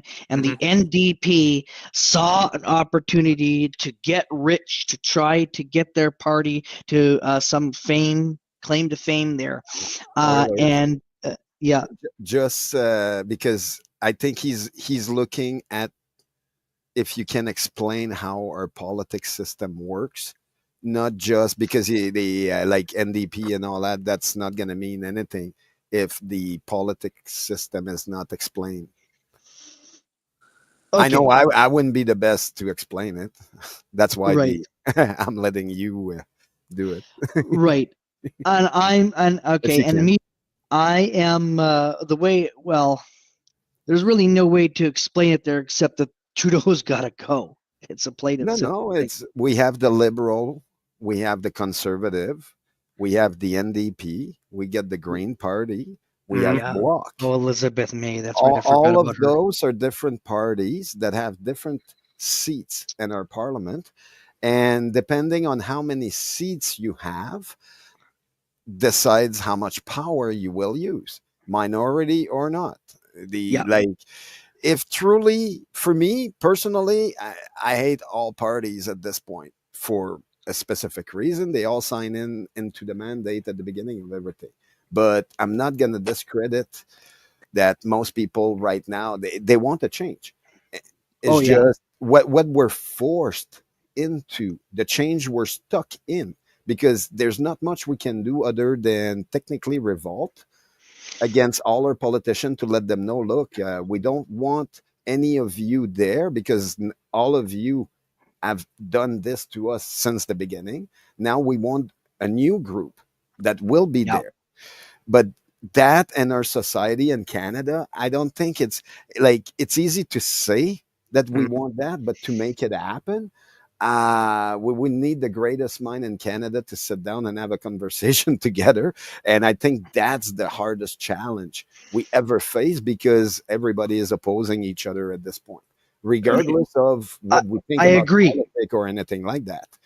I agree with you, Mr. Green. And Yeah. that's Mr. Green, by the way, that's speaking their hands-on experience there, who he is up on the hill pressuring the government, and he is doing a really good job there. So I actually do need to give him a I'm good trying hand. to be nice and You are. have the right words. So you're thinking, because I realize Yes. I I might want to be keep angry this. and I all want to that. keep. I want to keep this Yeah, stream, no, I know. Mr. Green. So that's why. And I want people to share this, and I want Americans to literally share the piss right out of this there, and and try To and get me, these liberal idiots to out. me, all this that's happening right now, it's been happening for the last 2 years. What's so special about this stream compared to all the others in the last 2 years?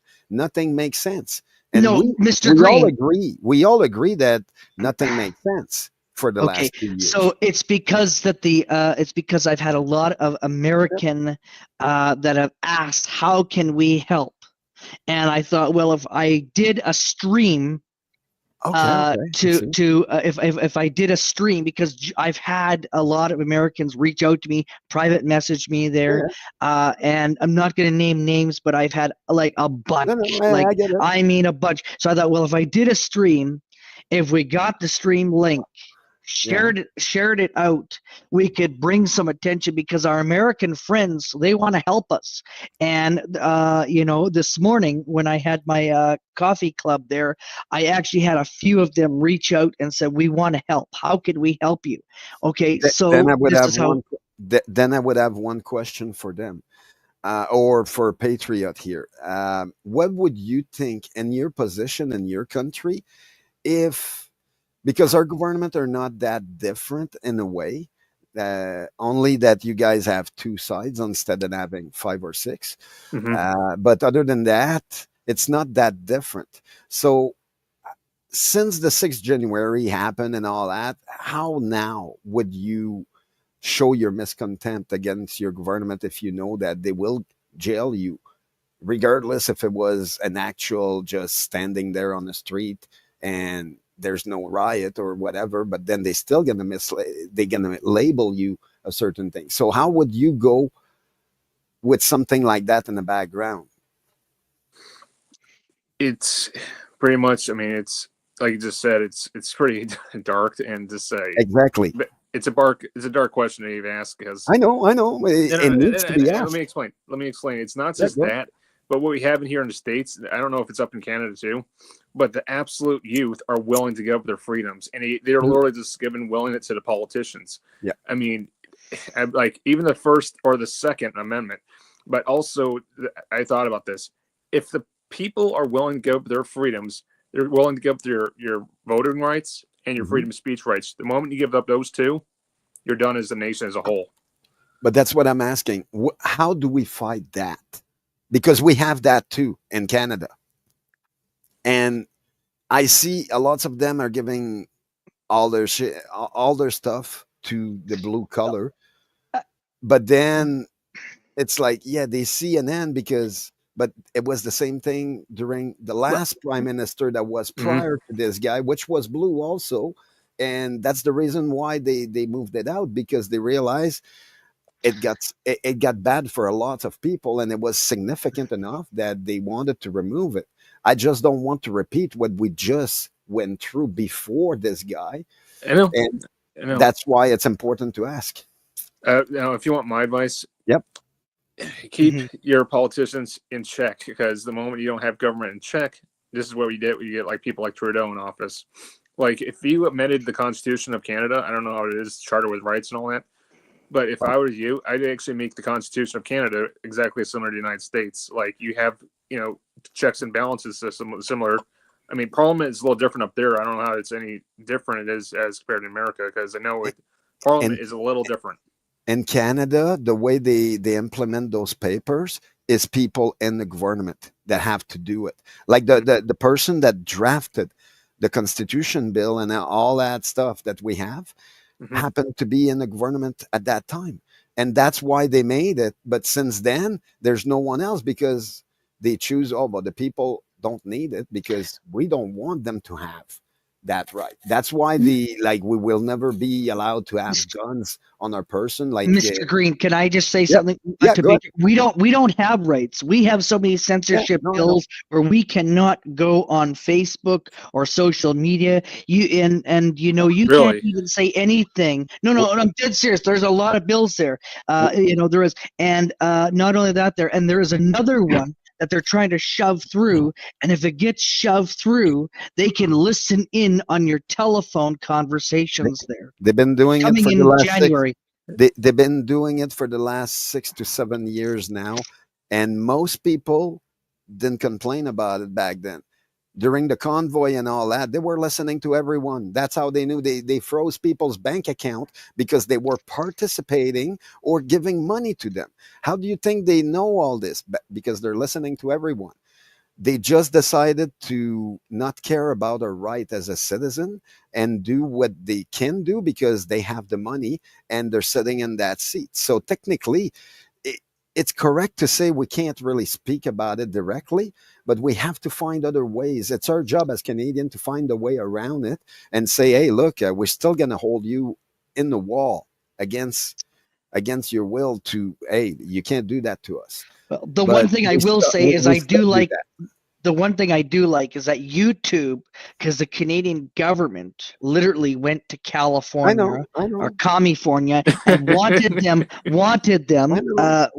them to basically censor all Canadians, and That's already YouTube started. said no. Wow. YouTube said no way. So we'll look into it. There came back.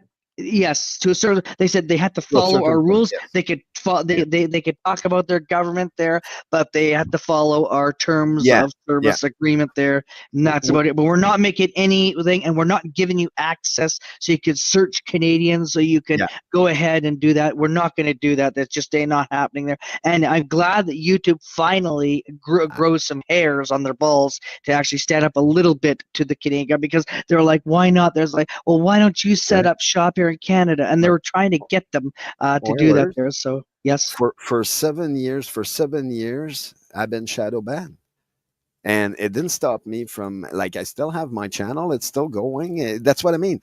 It's our job to find a way around it. I know it's frustrating because you get hit by it. But I've been shadow banned. I've been shadow banned for 7 years. Meanwhile, in the last 7 years, people are calling us conspiracy theorists because they say it didn't happen to them, but now it's happening to them, and now everybody is getting angry. Okay, Patriot's got a question. For a while. Yeah, go ahead. Remember, you were asking me like what worse names have been called here in the States. Yes. Probably being called a fascist, a racist, a bigot. I mean, they give us names, all these names down labels, but at the end, they're all untrue. Oh, I know. I've been called a bigot for the last year and a half, because I hang out with some people that are non-desirable to others, and I'm like, I understand, but my job is to adapt. My job is to find the common ground. Like, I came from a province where it's even more ostracized than here, but nobody's talking about that. Quebec is way more ostracized than it is in Ontario or in any other province. Like, oh yeah, no, you get beat up for what you think down there. Like, and since I was a kid, that's why I left the province, because I got tired of getting beat up by the cops. And then I moved here, and the cops were respectful until the last 7 years. and they lost their mind and all that, and now they're playing on authority, and to me, it doesn't work. I don't work well under authority. So, and I let them know I know my right. I got a good So lawyer, and it's when like, are you okay. when are you going back to Parliament Hill there, Mr. Green? I don't know, because, and that's the main thing, is it's not desirable for me to be around the crowd right now. Why Like, not? Why not? mental disability. Yeah, well, if you have to kick the shit right out of them. And yeah, but that's Politicians. the thing. Like I say, I did my 20 days in a can not long ago, because I disagree with what happened into a store, and I realized it's like, okay, well, look, it's not a fight I can do on my own by myself. I need millions of people behind, but Canadians are not stepping behind people somehow because of political differences, and I think it's childish as hell. Like, Oh yeah, I totally. looked at everything, and the one thing Trudeau told us at the beginning, he's gonna divide us as much as he can, and he has has. succeeded. He has He succeeded. has. Like, everybody is on. Like, for me, I don't care if you take for the Conservative Party. I did say, for me, I vote none of the above, because Well, none of he's the right above. about one thing, Mr. Green, and I think Mr. Green will agree with me on this there, Patriot, there, is Trudeau said when he took the reins, he took the oath of office in It's his 2015 there. system. He said, you won't recognize this country once I am done with it Oh there. yeah. And he idolizes China. He idolizes China. He Yep. said that. Oh yeah, oh he does. But everything that's happening in Quebec and Quebec province in the last 7 years, it's gonna happen to the rest of the world slowly. Like, it gradually got expanded to the rest of Canada, like it's a safe drug program and all that, and now it's going to the state. Like, today, I was watching something about the Senate and the state that were debating about the child abduction and what's happening at the Okay. border with all I the have child somebody in the control. backstage, guys. Just hang Go ahead. tight here. Bear with me here. Go ahead. Hello. Hello. Hello. Hello. Okay, so I just want to go backtrack for 1 second. Sure. Okay, go ahead. Okay, just because it took me a minute to grab my microphone. Oh no. So worries. about the being shadow banned and stuff. You're in Ontario, right? I'll tell you a secret. I'm not in Ontario. I grew up there. Okay. Though. That's why you can hear a little bit of French. Okay, so you're in Quebec province? Okay. I'm going to leave it alone. Anyway.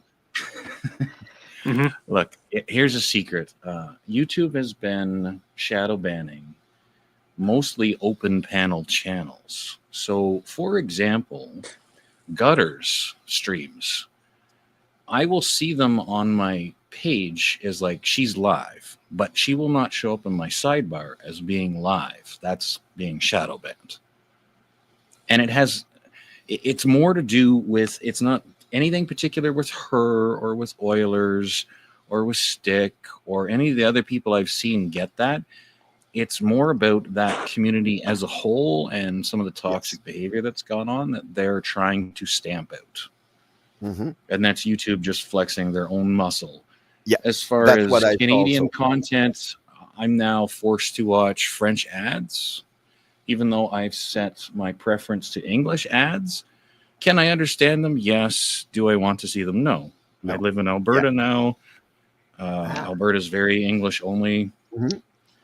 You know, it should not apply out here, but it's being forced upon me. When I had my channel, the second that I put up French subcaption or captions, my audience doubled from Canada, not from America, but my Canadian audience suddenly doubled. Why is that? Because I'm making it more accessible, according to the government.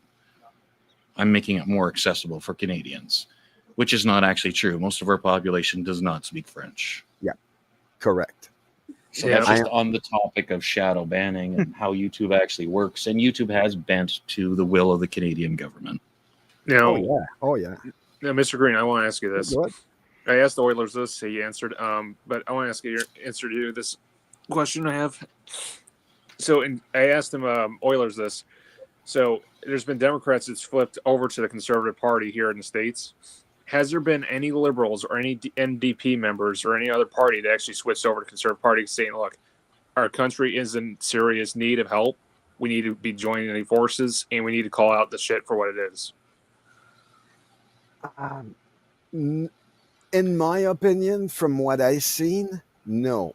Because at the beginning of all this, they all signed into the mandate, and everything that happened followed from that. At that time, they all signed in a coalition saying, look, we're all in this together. And now they're sticking together. Like, to me, I see what's happening in Parliament right now. It's a clown show. And that's all they want. They just want us not to really take actions against them and saying, hey, look, we're done with all parties. Because there's a lot of, like, I would say at this point, there's almost like a third of the country that doesn't want any party. Like, they don't want none of the above. But then there's enough people that are still red and blue in the country that still want politicians.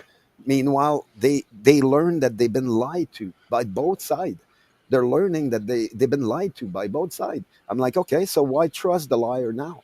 If he lied before and he forced you into whatever that was forced, and that's the whole thing. For me, if it was voluntary, I would not have a single problem about it. But then, well, I would have problem with it, but it wouldn't be how it is now. It was things were forced into people, regardless of whatever anybody said. It was forced. People were fired for non-conforming, and it's like, well, that's dictatorship. Now, should that have been done through, let's say, the army and quarantine and all that? I grew up with that aspect of life where they showed us when the army showed up in hazmat suit, you have an emergency on your hand. You comply. But that wasn't done. We had medical officer coming and tell us that, hey, look, and that's what I'm against. I'm not against the Mr. whole Green. thing. Yep. Mr. Green said that this. Hang on here. I just had to play this sound. Yeah. Oh yeah, it's a clown show. Yeah. There we are. And I think all politics right now is there to just make us look the other way. Meanwhile, they're really doing something in the background. Like, I don't trust the politic on both sides. Like, I see them doing moves that, nah, those are all unprecedented move. I understand we're in a bad position, but really, if money is the source of all our problem and all that, well, can we go back to the barter system and say fuck that? Yes, we could, but they won't do that because it destroys their society. Yeah. Yeah, you're crackling again there, Patriot. Test. Nope. A Yeah, little you're more. still- Hold on. It's still brushing. Yes, he'll come Well, back. But hang go on. ahead. You got to remember something though. You Yeah. realize, like, no independent can ever become the Prime Minister of Canada. Why not? Okay, why not? Hey, Andy. Like, why not? I like to why have not? the question. Okay, so you understand how our government works, both in Yeah. the Oh, United yeah, I States do. and in Canada. Yep. Okay, so I need the backing of other people to get my bills through. If I don't agree with any one of the parties, I will never get any of their support. Yeah, no, and I get So that. I have to align myself to a party, which means I can no longer be independent, because if you want to be part of my party, then I need you to support me on X, Y, and Z. Yeah. You may No, not and I agree get with that. it, but if you want to be part of my party, you're going to Mhm. have to. And if you want to be the leader of my party, you're going to have to take all these things. And you know how we pay for all of these things? All of the people that come and lobby for their causes. And and they that- donate the money, and then you have to do what they say. And So there will never personally, be an independent. yeah, and personally, I've been fighting Hey, most Andy. of my life for the last 30 years against that type of a system. That type of a system is not what they call inclusive, because it doesn't include me in that system. What happened when I don't want to conform to every single rules that they have, and I'm still a single human being that's allowed freedom and all that, and that's why it trumps their card. Most of my life, I've been fighting against the system because the system does not include everybody. It's only for the real elite and all that, and I get why. because they you need to be part of their club. But I'm also against corporation, and I understand corporate, like Canada is a corporation, but we didn't choose to be a corporation. They did. They did it for us behind closed door, and then they make us pay the price for it. Mm-hmm. Same thing that the American bank there, the guys that killed the gold standard, the Federal Reserve. Yeah, those guys. Well, they like, we used to have gold standard, and we used to make money out of our bank account, the interest. Not anymore. Like, no, now we owe them things, and it's not our money anymore because it's going digital. I'm like, are you kidding me? Yes, digital. That's what I just got. I just got I just got an email saying because of Canada Post strike there, they said you should go digital. But that's the thing. Canada Post hasn't striked. I know Yes, they have. Yes and no. I'm still getting my mail the same way. I'm not. Oh, okay. But maybe where you are, they strike. But here in Ottawa, they haven't striked. Everything is working. Meanwhile, my email keeps telling me they striked everywhere and nothing is working. And I'm like, okay, look, I just sent a package and it got there. And it went to BC. And I had no problem. They didn't ask me to go to Pure later. They just took it at Canada Post. No. So there is something going on. They're on strike here. Okay. Yeah. Yeah. Let me ask. It's the union. Yeah. Okay, corrupt Patriot. unions. I was Go going to ahead, ask Patriot. you. No, I understand. Yeah. Political parties, I understand, because the corruption and also the people telling you what to do and all that. Mm-hmm. However, you have to come to terms with this. This is how I saw it with Trump and Biden, or Kamala. Okay. You're either going to get a hard hit or going to get a soft hit. I mean, you're going to take a blow regardless when you put a politician in office. So the question is, do you actually want a functioning country that's going to take a soft hit, or are you going to have another politician that's going to destroy and pummel the country to ground? My question to you, Patriot, could an independent group, just like TPR was asking me, could an independent group rule in USA? Theoretically, yes. I could see that. But here in Canada, I'd say, for your example, the only thing I could see you win to actually back the country if you actually fled the country to make a statement to the government saying, look, you either stand down or we're just leaving the country. Yeah. But people have done that, and the government hasn't budged. They laugh at us. That's the main thing. You've had people literally flee the country? Yes. Oh yeah. Oh yeah. We got every day. Yeah. We're losing people Mexico. like no one believe. Like We're they're going gaining people everywhere. faster than we can build houses. We're not losing people. Oh shit. We're losing certain people. Yeah, we're losing certain people. Yeah. We're losing the good people, and they're going to Mexico, and we're getting the ones that want to cause shit for us there from Venezuela. It's already started. We're losing the one that have businesses and lost their businesses through a certain period. We're losing all the one that have some money put aside and they want to live their life. They don't want to be ostracized like everybody else, so they left. I had few friends that they were downtown. I didn't talk to them often, but they're not there anymore. One of them is in Florida, and I'm like, how's Florida? He's like, oh man, it's terrible, but at least it's better than where I was. I'm like, oh, okay. Well, how many people do you know that have retired to the North Pole? Right? Everybody retires, and they generally move west and they generally move south. Those are the two directions that people go. Yeah.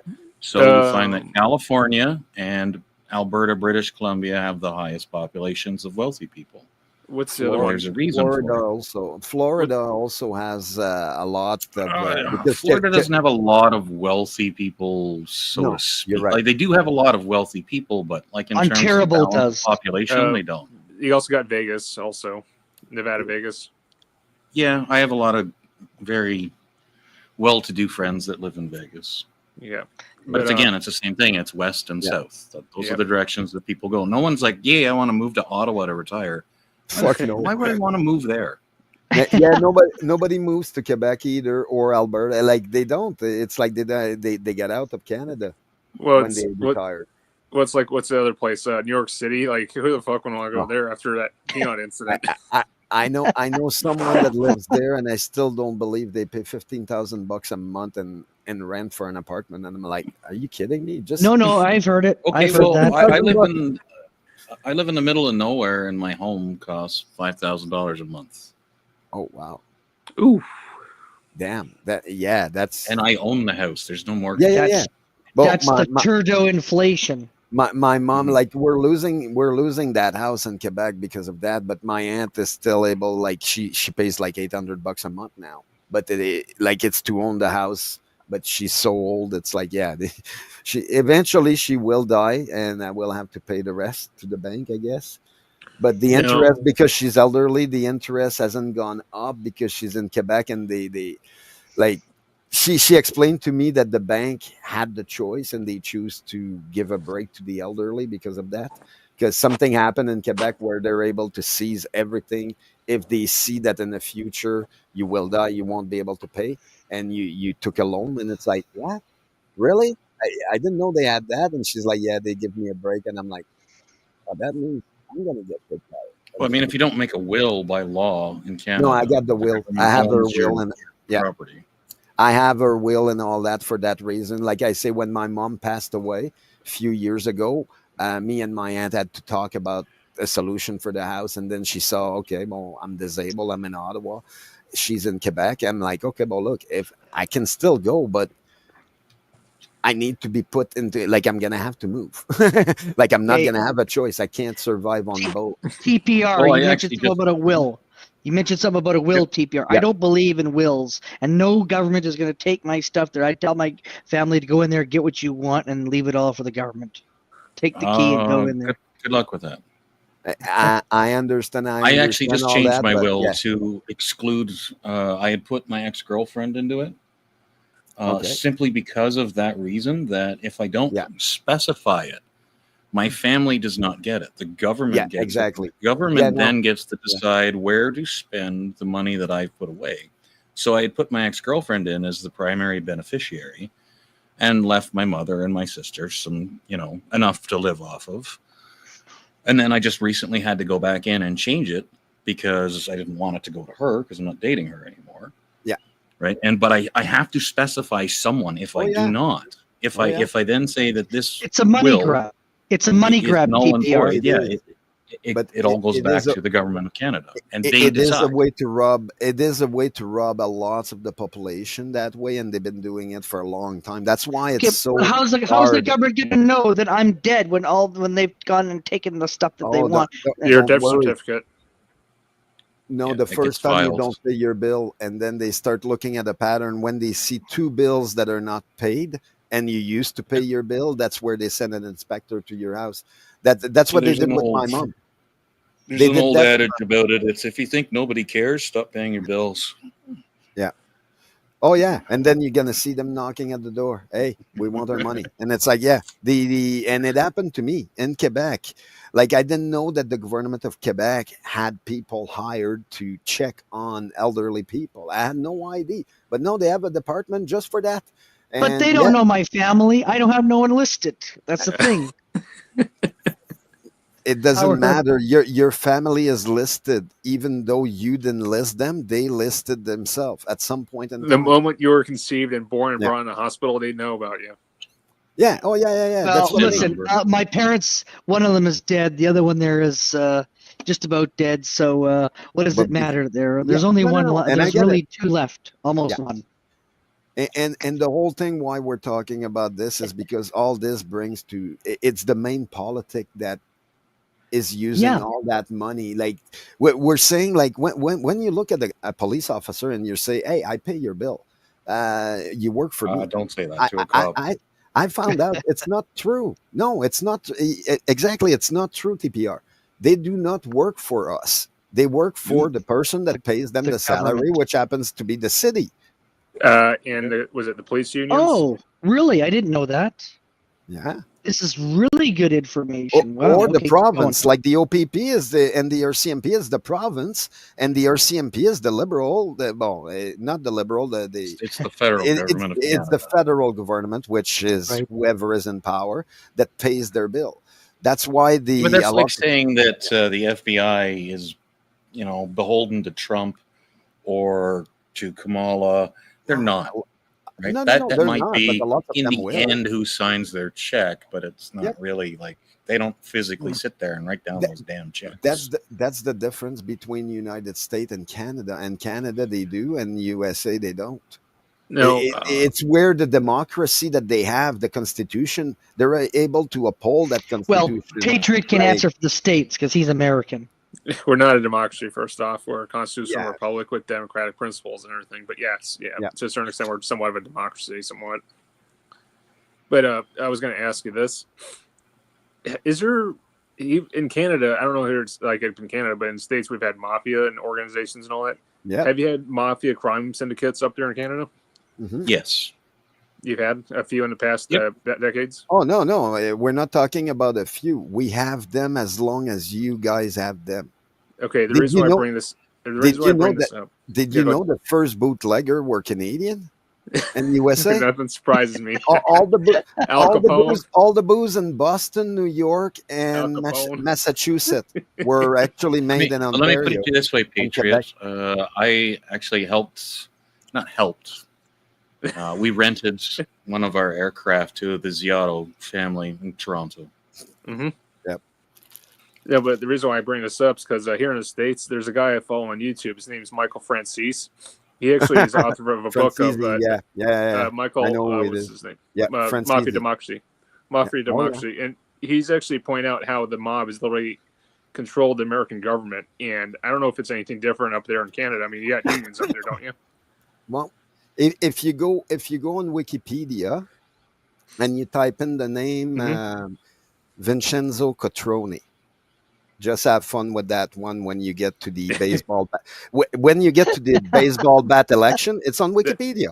It sounds very Italian, so it wouldn't and surprise me. you go to the baseball bat election in 1930. I am Italian.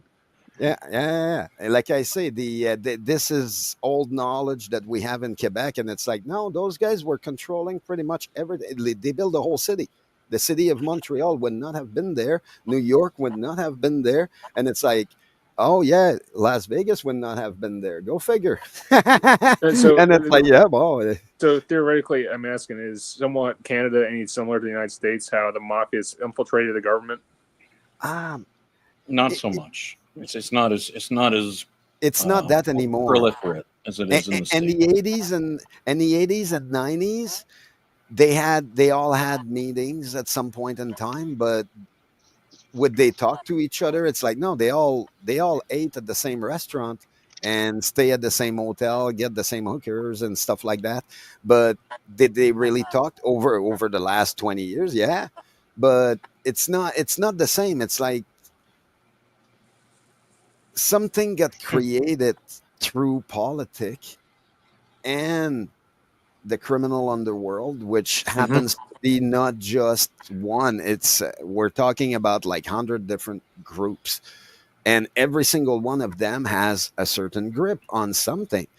But it's not the same than USA, where they run and they play. They no, you're not gonna know the guy. Like, and if you know the guy, you're not gonna really talk about him because like that's how it goes. And every province has their own thing. Meanwhile, it's all different. Like in Quebec, I can tell you a lot about what happens in Quebec, but then I don't think people want to really hear about that. If they would, well, they would check out the newspaper in the last 7 months, and they would realize there's a massive war going on between organizations. So is it? And the government and the cops can't do shit. Like the cops are working for one of the group because they're trying to stop what's happening, and they realize it's all tied into our government here in Ottawa, and it's got something to do with Roxanne Road and migrant. Hey, go figure. It's all connected together, and it's like, yeah, it's rabbit holes in every province enough that people are saying now enough is enough.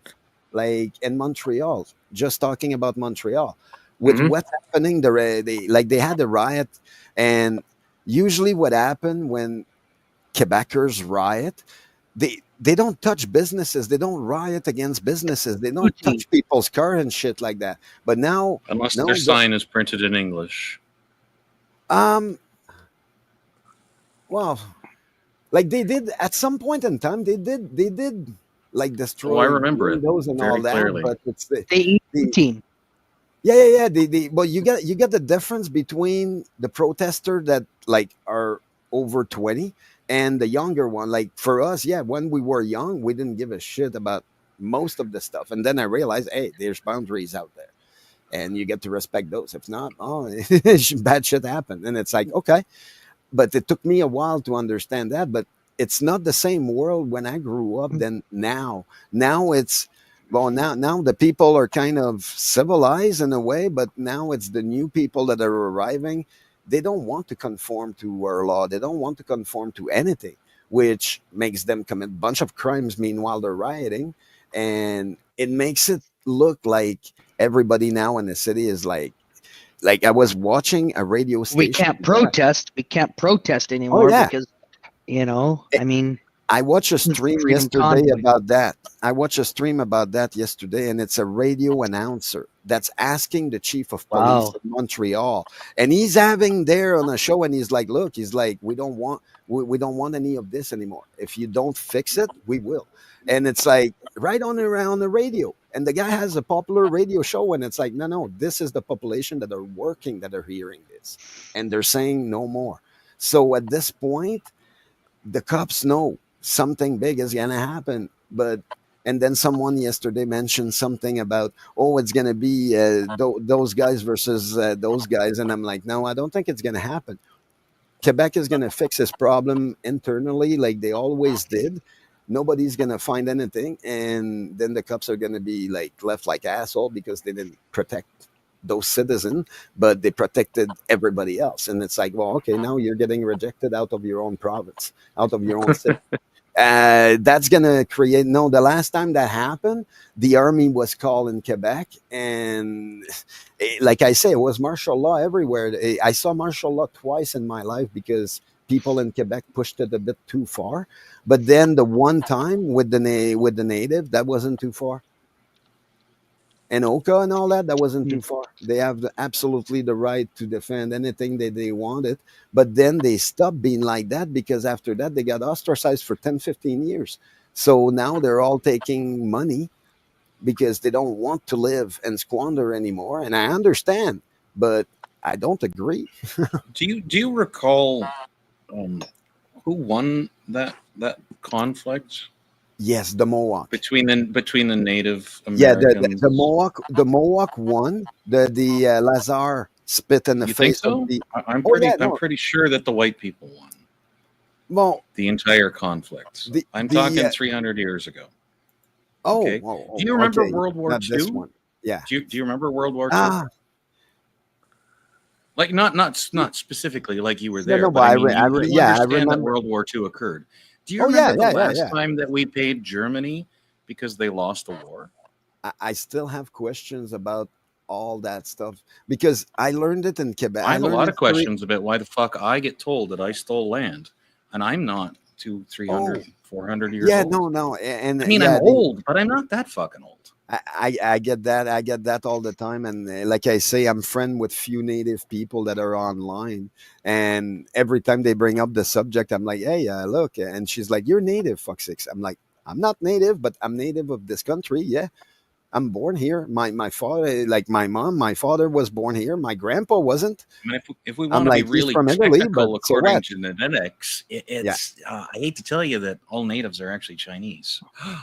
Fuck. Well, What a mind blow that is. well, yeah. But when you say Chinese, you mean Mongolian, right? Like No, Genghis I Khan. mean, We'll there make them in a there chop were no suey. countries at that point. Yeah, yeah. So It's you're Genghis you're Khan time. Asian, you're Chinese, you're Taiwanese. Well, there was no Taiwan. We hadn't figured out how to sail across The 80 at miles of Genghis ocean. Khan time, the from what I heard about history, like I learned the French one and then I learned the Chinese English food. one, and I learned no. I went to I check out France history and then England history, and I found out so many conflict between all their stories. It's it's incredible. It's like, oh man, Yeah, Well, I wondered technically, that too. Their there's like three TPR. massive populations. Like there's yeah. I Germanic, there's Oh yeah. Asian, and then there's African, and that's it. I wanted to know about the same thing too, TPR, because I mean, and yeah, I mean, I know, you know, a YouTuber too that always says, stole the land there. Well, Yeah. yeah, but if Oh, I I'm fucking hear born it in every day. Canada, if I'm born in Canada, doesn't that make me that I'm a Canadian? I can stay on this land here. I mean, it makes you Yep. it makes you a Canadian, yes. To stay here from everything, so I'm an alien. no, but no, we're immigrant because we all come from Europe in a certain way. Like Through all of descent us. and We all come from ancestry. Africa. Let's be technical. Oh yeah, here. well, All human to the beings are beginning, black yes. and they come from But Africa.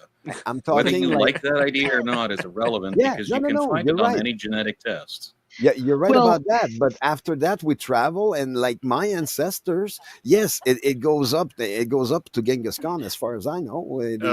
But they Even don't want before to that. give us those results because we're I all always brothers thought and I was a sisters. Canadian and this was my land because I was born here. Yep. And That that's what I we always were. thought.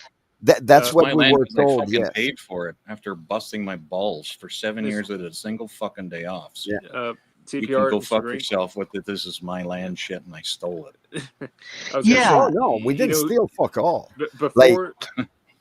I mean, before the natives were even here. I mean, yes, they were here, both America and Canada. You know who the second settlers were? now, do you know that's The Vikings. yeah, exactly. They had white people in North Isn't that America Norwegian? prior to us, Correct. our ancestor coming here. Like the Vikings were coming in North America a long freaking time before we ever came. From everything I read about history, it's like no, the Viking were there first. Yep. But then who was The before the Asians were the Vikings? first. Well, The Vikings encountered Native Americans who Yes, are correct. in fact yeah, Asians. oh yeah. The Asians were on their side. It's like it's two different sides. So who was before who? That's where history just doesn't say anything. Like they speculate about it because they don't know. Hmm. But Well, we I wouldn't be split when we surprised left the Asian Africa were and there we went first. in different directions. Yeah, I wouldn't be surprised the Asian were there first. But everything in the Norse mythology that I looked at shows me that no, they were there first. But then they lived in the ice and the other one lived on land. So who knows? Like if I love to have a time machine to go find that out because it's Huh. something about history that everyone has a different hypothesis on the subject. That's like, oh, okay, it's just an So I don't. idea. So one of those in people other that words, gauges. I'm not really Canadian. I'm just white. And I didn't. But you see, the thing is There's I nothing wasn't wrong with that. born. Okay, You're but colored. You were Oh, born You're in colored. Canadian That's all you borders. are. Caucasian should You're, then you're, you're a let's get pink it color. specific. But You're a I pink didn't skin. come from Europe though. I was born in Vancouver, Yeah. British Columbia. No, So you're right. isn't You're that right. a piece of my land as well? Yeah. I have a question, Oilers. Were your parents born here? Yes, they were. Okay. Same thing. Same thing for me. The like. Actually, in Winterpeg. In Yeah. Winterpeg. Yeah. So yeah, the from what the Explains a native or lot about you and who you Yeah. are. Right there, just Mhm. yeah. Wow. I'm so So- sorry for you, Oilers. Well, I was born in Vancouver, but they were born in Winterpeg. Again, I understand that the FAS, the substance abuse problems. I can see it all where it comes from now. Oh, uh, okay. No, but no, as an American, I actually feel sorry for Canadians. I mean, we pretty much share the same freedoms as ways as neighbors. for me, what I was saying almost like 2 years ago, when people didn't really care, was we're gonna need almost like 1 million American to straight up Canada at some point. And I'm not talking by force. I'm not talking by force at all. It's Solidarity. sure that somewhere some idiot out Sneak there in our will, country. yeah, no, but it's sure that somewhere somehow the other side will cause a scene, so something will happen. But it's not like I say, we need help in a certain way to redress our country. That I don't trust Mhm. any of those politicians. I do agree that some are better than others, but to me, they all need to go. They saluted, and I can't even say the name, but they saluted a person from Germany, an old person in Germany that fought the Russian, and they all Hey. saluted him. I know. So A former UPA member of World War II. Yeah, Yeah, I know what yeah, you're talking about. Yeah. I'm gonna give a 15-minute warning. In 50 at 6:15, we're gonna end this because I've got to eat dinner, and I just want to let you guys know. Keep going. That's good. Yep. Fine, be like that. Oilers, since you're mentioning it, I dropped a video on Discord. It's a pretty good video. It's about Canada and America and shows our solidarity as friendship. Yeah, I think Canada and America, in a certain way, we need to unite. Yeah. We need to find out what unity is. I Leave agree. our politic behind and say, okay, now this is our country. What do we do with it? Because they do have weapons, they do have everything. Okay, well, we need to be smart about it. It's like, okay, well, like, to me, I feel like we all need to join politics to outdo whatever. And if anybody, like, I'm sure we can figure a way to sponsor ourselves, because I see how politics works, because I live in a city where politics has been done. I never. It's corrupt in your city. Oh, I mean, it's more come than on. corrupt. But that's what money does. Who doesn't like money? Tell me, who doesn't I like do. money? Well, where's my handout? Forgive me if I'm wrong here, Mr. Green. I Oh, go ahead. apologize. Did you not say earlier something about Venezuelans? No, you mentioned something about Venezuela, but not me. No, I did. I did. Oh, okay. And I said, It as wasn't me. Venezuelans are coming up here, they're starting to come up so here. Do you support the idea of unity then? Not Because for as soon those as you guys. see someone's- if I you- as soon mentioned as I you see mentioned someone's for North country- America. I mentioned for North America. I didn't mention South America included. Okay, so that's the same thing, right? As No, soon as you not see a to me. border, as soon as you see where I was born, I then become worth more or less to you. Or if I wear a baseball cap, or if I have no hair, or if I wear a turban and refuse to cut my hair, you determine my worth based upon that.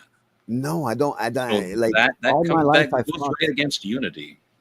No. But that's the thing. I fought all my life against that system. I don't believe in the money system. Barter. I think barter would be better. That's But I nothing to do understand with that. money. It has everything to do with the place that I was born in determines my worth as a human. Well, only if others are playing that game, yes. But if the people that Okay, are well, elected are not if I playing was that born in game, Ottawa, does that make me worth less to Oilers, who was born in No, Vancouver? you're Canadian. no. But I don't think. But am we I less of have an a right. American to Warsaw because I was born in Canada? No, I You're understand what Canadian, you're saying. TPO. I understand what you're saying. It goes with the fact that we're in the corporation. That's why they evaluate worth on each of us. But me personally, when I look at someone, I don't see their worth. Like, I talk with them and all that, but I don't think, like, it takes a deviant mind to make a system like that, in my opinion. Like, Do you it's think great. that the people that cross the border in the southern United States are actually eating animals, like cats and dogs? I mean, domesticated animals. I have no idea. I have It was no a idea. question. Like Well, I figured people they do that. eat. They're like, oh well, my Yeah, leader yeah. told me that was the truth, so therefore it's the truth. And I'm like, are you sure? Possible. Like Yeah, I and say, I know Asian people that do that. yeah. Well, everyone on the planet at some point in time killed an animal and cooked it. Yeah, but do they do that? I have no idea. I never been there. If I go there, then I would I have figure killed out. animals, but I have not eaten the animal that I have cooked. I have eaten Okay. animals that were killed for sure, and I have no issue with it. I don't like when people celebrate it like, hey, I Oh, shot no. this deer from 500 yards. That's Oh, great. no. Yeah, Why don't you go hand to hand with the deer before you celebrate how cool you are? no, sports killing is But not. do I have a problem with something. eating meat or killing the animal? Absolutely not. Like, No, if it's for do eating you and see what the you're difference? camping, yeah, if you're camping in the wood and you need to eat food and all that, and a deer happens to pass, and you do what's necessary to keep the meat and all that, well, like I say, but there's a difference between hunting for surviving and hunting for fun. Yeah. But it all goes back to the same idea of like we judge people based upon what they show us. Like, I'm from here, so therefore I'm better. You're not. You're just a human. Oh. What makes you better or worse as a human is how you treat others. Yeah, That's all. I do believe we're one other input. That's what we are. In the equation, we're one other input, one more number. But is it a value into that? I don't see people like that. I know others do, and they build economies on that. But that's why now we have a fake economy going, and it's collapsing, and they're freaking out, and they want to make it less. That's why I think we have all those clown show, because they need to give us entertainment. If not, shit is going to happen. But the easiest thing to sell in the world is hatred, and that's been sold quite a bit lately. Mm-hmm. Oh yeah, I totally get I find that out too. That's why earlier I was telling Oilers, I'm like, I wasn't debating about it. I didn't want to debate about that subject. Like, what we have right now is total hatred for the last 7 years now. It's like, now people believe that it's happening to everybody. Mr. Green, here's the one last question I'd like to ask you. Go ahead. Compared to Canada and Australia, you think Australia's in a worse shape than Canada is right now? I think Australia has, like, I have a video on my channel about that, because I don't really know what's going on. I just know that everything that they have now, it's been like it was cooked in Canada, and they give them the same. Like, everywhere around the world, I'm seeing the same thing that happened in Quebec happens to Canadian after, and then now it went to the state, and then it went around the world. Mm-hmm. So because of that, I posted a video that was talking about their politic, and right now they have a choice. From what that video is saying, they have a third choice where they can vote independent. They're allowed to vote independent. They have it there. So if they do, would their government just give up? I don't believe so. But then it's going to be full on riot, I guess, if they don't get that. Because if they all vote independent, and they know they voted independent because they're all fed up, which they are, like in many other country, Myanmar is another place. It's like, Okay, guys, just to give you under 10 minutes before we will close this, just wanting to let you know. Mm-hmm. Oh, perfect. We packed up all this in 5 minutes. Awesome. No, under 10 minutes. So about 8 minutes to go, and then I'm closing. And we're gonna close down there because I gotta get ready for something else there. Last thing I'll say, Oilers, is an American. Your anthem is actually beautiful for your country. It's very similar to ours, and I mean, we're neighbors. We're pretty much almost like cousins at this point. We I are don't know if I would cousins. agree with that. Is not the idea behind the American anthem, we're prepared for war? Am I misinterpreting it? Because if I am, certainly correct me. And what I'm saying is we share the same freedoms. We seem to share love. We're pretty much brothers, and we care about each other. You know, even though we have a border between us, we care for one another. It's not really a border. Yeah, I own property on that border. It's a fence. Beyond the fence is a ditch. And beyond the ditch is America, and I could literally throw a baseball across the border.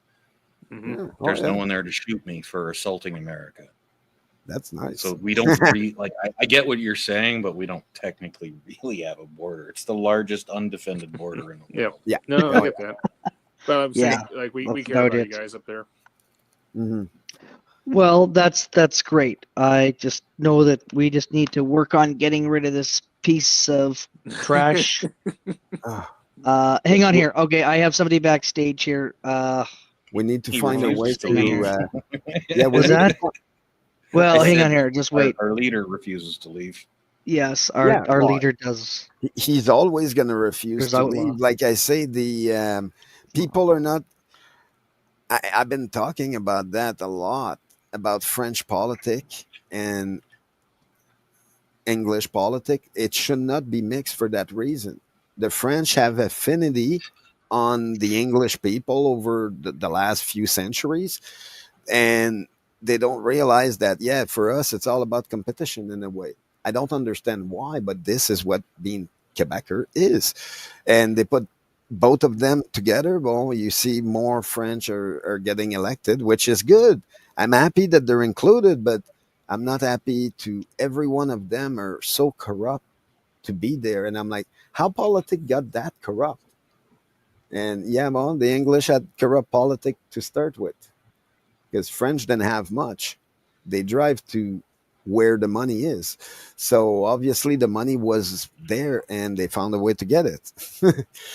That's the only way I can see it. They're the highest class of criminal behind a fountain pen, and that's it. And it's like, man, I'm so against that.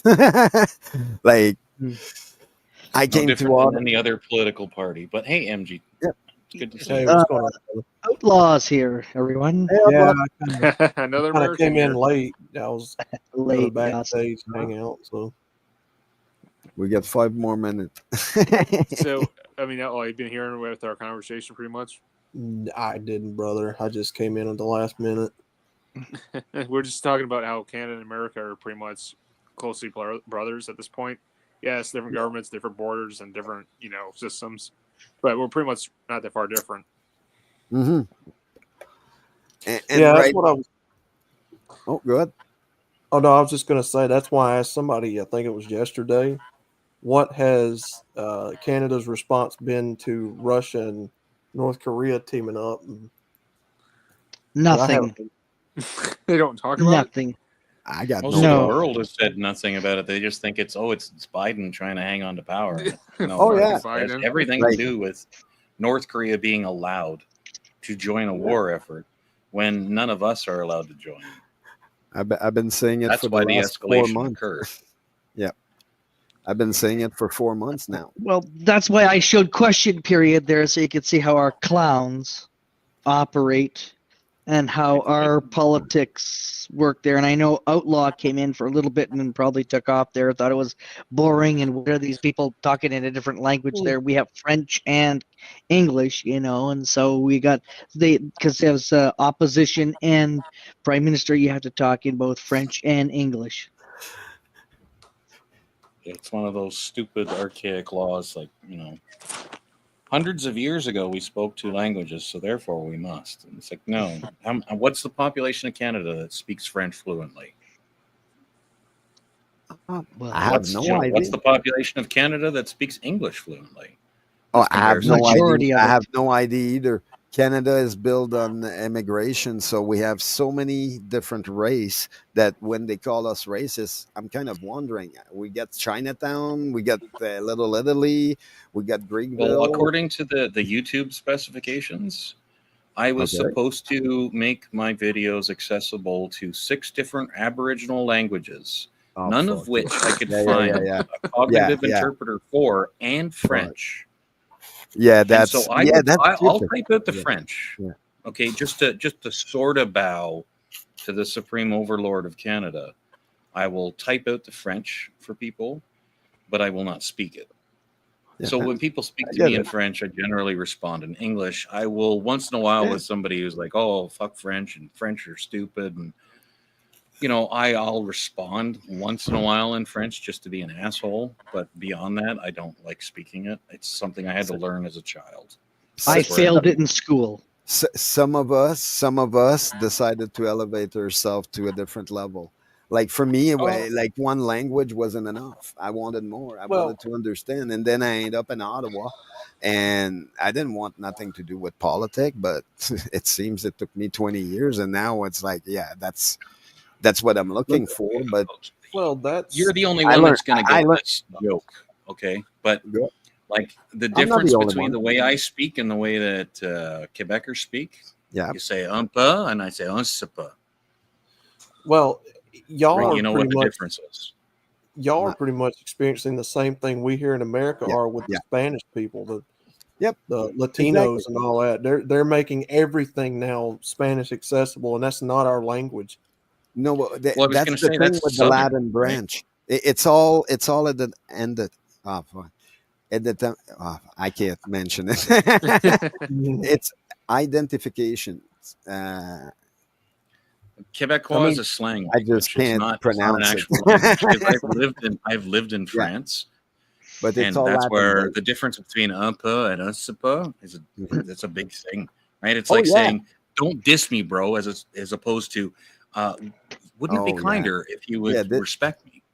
The In new my the new opinion. the new Quebecer, in my opinion, is fucking bullshit. But I know my mom said the same thing about my way of speaking Quebecer, and it's like, yeah, she didn't like it at all, and she wanted me to stay more French than Quebecer, and I'm like, no, no, and I realize how it degraded over the years, like dissing. It's not something that I had to research what it was the first time I heard that word because I didn't know what it was.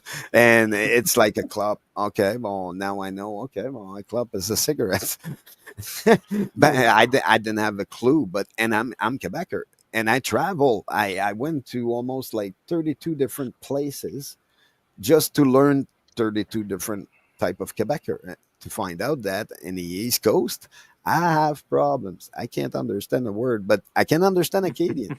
But the Okay, rest of the people, I can't.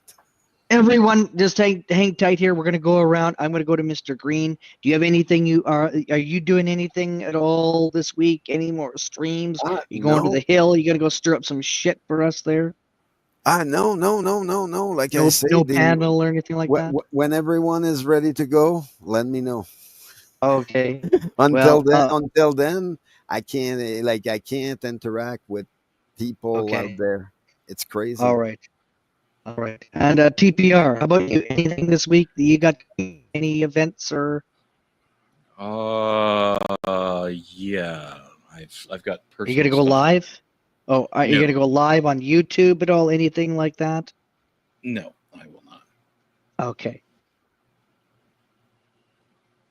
Patriot, are you gonna go live? No, we're not. I got responsibilities and other things to take care of around here. Right. Well, I know you got your Thanksgiving there, but just thought you were gonna go live, play some games, anything specific. No, honestly, just hanging out, probably bullshit. You know, never know. Okay. Yeah, yeah. Anything else? Nope. But I'll say this: Oh, Canada, we stand on guard with you. Thank you. And thank you. Outlaw, Thank you. anything you'd like to mention at all there? I know you came in late, but anything you'd like to say? Now I'll be spending my first Thanksgiving tomorrow without my mother, so that'll be an experience, unfortunately. But yeah, I kind of just would rather pass this one on by. Are you gonna go live at all? Gonna do any live streaming at all? Any plans? Probably Friday. I mean, I usually do a cooking stream weekly on that now, so Is that yeah. on this one here, Outlaw? Yeah, that'll be Friday. I usually stream on all 3 channels just so everybody that's subscribed can see it, and I don't miss anybody. So, Okay. Can I have a Alright. Anything redirect, else Your you wanna? Honor? Hang on here. Yes. What did you want there? Outlaw, I really Mhm. like the balance between your choker and the earrings, and I think it's a wonderful symmetry well, based upon your other assets. That's just my avatar, brother. That's not me. Oh, Wait, I you're not say her? good looking. Good looking. Come on. I thought the TPR. I thought no, not TPR. I thought Look, the Outlaw had good if Hooters or something like if that. I was a woman and I looked like that, I would be ogling myself every day. I'm just saying. No, you You be an need OnlyFan. security. You be on OnlyFan right now. Hey, you're not wrong. Yeah, probably. No, not at all. But I am going to be doing more streams on our government and that Oh, on that well, down the road. you can. It's your time to get shadow banned. Oh, believe me. Let's see. Like, come on, I'm ready for it. Bring it on there. Hey, Go for it that's what there. I've been saying for 7 years. I'm still there. So Got to bring awareness to it somehow. yeah, You know. that's what I like. I like to have panels like that. That's why, for me, I don't see it as a debate. It's like, no, we're all allowed our opinion a way or another. Oh, that never bothered anyone before. Why would it bother us now? This is how we need to but we need to find constructive way to reshape both of our country after the disaster those rich men put us Yep. through. They put Totally. us through all that, but we also need to find a way to not just dismiss them, because I feel like even an election, it's going to dismiss those guys. And look, the shit that happened with Jean Chrétien and the shit that happened with Brian Mulroney was still in court for 12 years after they weren't in office. Well, and then it get dismissed because nobody paid attention to it. And then SNC Lavalin appeared, and that became a scandal 30 years later. And it's like, yeah, the people don't see the connection. It's like, yeah, well, at some point, someone opened the door where it was supposed to stay closed for a reason. Like, right. To me, French politics and English politics should not be in the same building. They should True. both be as important, but not in the same building. And it All should right. be kept in check. Well, we're going to have more of these streams, that's for sure there. So I'm just going to go ahead and I'm going to, we're going to end this stream there. And we're going to, that's why I went around and asked everyone, any final words from anybody? TPR, Patriot, Outlaw, No. Mr. Green, final words? Keep fighting for our freedom. TPR. Okay. Keep your head down. That's about all I can say. And your stick on the ice, right? And cheer for the Oilers. Well, I mean, I would never cheer for the Oilers because they can go Come fuck on. themselves. I mean, Bruins all the way, and if I have to, I'll go down and I'll take it for the team, and I'll say Flames. Anybody but Yeah. I mean, really? One quick thing, and I mean, and this will be it. I mean, I don't personally, I don't believe that Putin or any of them is going to shoot a missile over here, because I think there's a lot of technicalities tied up with other countries owning land over here. It's all posturing. I mean, look, for 50 years he has the nuke. He never did anything, and they're calling him a tyrant and this and that, and we're at war with them. But meanwhile, if he really wanted to be at war with us, he'd be at war with all of us at the same time. I mean, look, it'd be done, and we all know it. We all know that this is the country that has the most weapons. He's just trying to gain power. That's all. I mean, look, it's a fear-mongering tactic. That's all it is. He's doing. The Western world, Canada, U.S., Mexico, is enriched with a lot of great soil, a lot of resources that the rest of the world would like to have. It would be stupid, even on his part, to shoot a missile over here and destroy every bit of it. So he's not going to do that. There's also other countries that own portions of this nation over here. Canada, y'all are one of them. Y'all own land over here. That means that he would be having to cross governmental red tape with several different principalities and nations just to come over here and start doing anything. Yeah. That's not going to happen. So, I'll tell you this. Nothing more. Yeah, this is like 10 seconds. Okay, there was an interview today with a Russian soldier who had defected from a nuclear silo. It was very clear on the fact that they are in fact ready. They have been doing all of their checks. Their missiles are ready to fire. Okay. Oh yeah, of course they are. Do you want to talk about this off air there? Just let me end this, and then we'll. I was just like that was the extent of what I was going to say. Is like don't misunderstand that they're not ready to do it. They are. Hang tight. I am going to go ahead and I'm going to do my speech, and then I'll end it. You guys, we could talk behind the scenes there once it's ended. There. All right, everyone. Thank you so much for joining Hard Place. Good to see you there. Make sure you hit the like button. And we're going to do more. We're going to expose more of this Canadian crapola.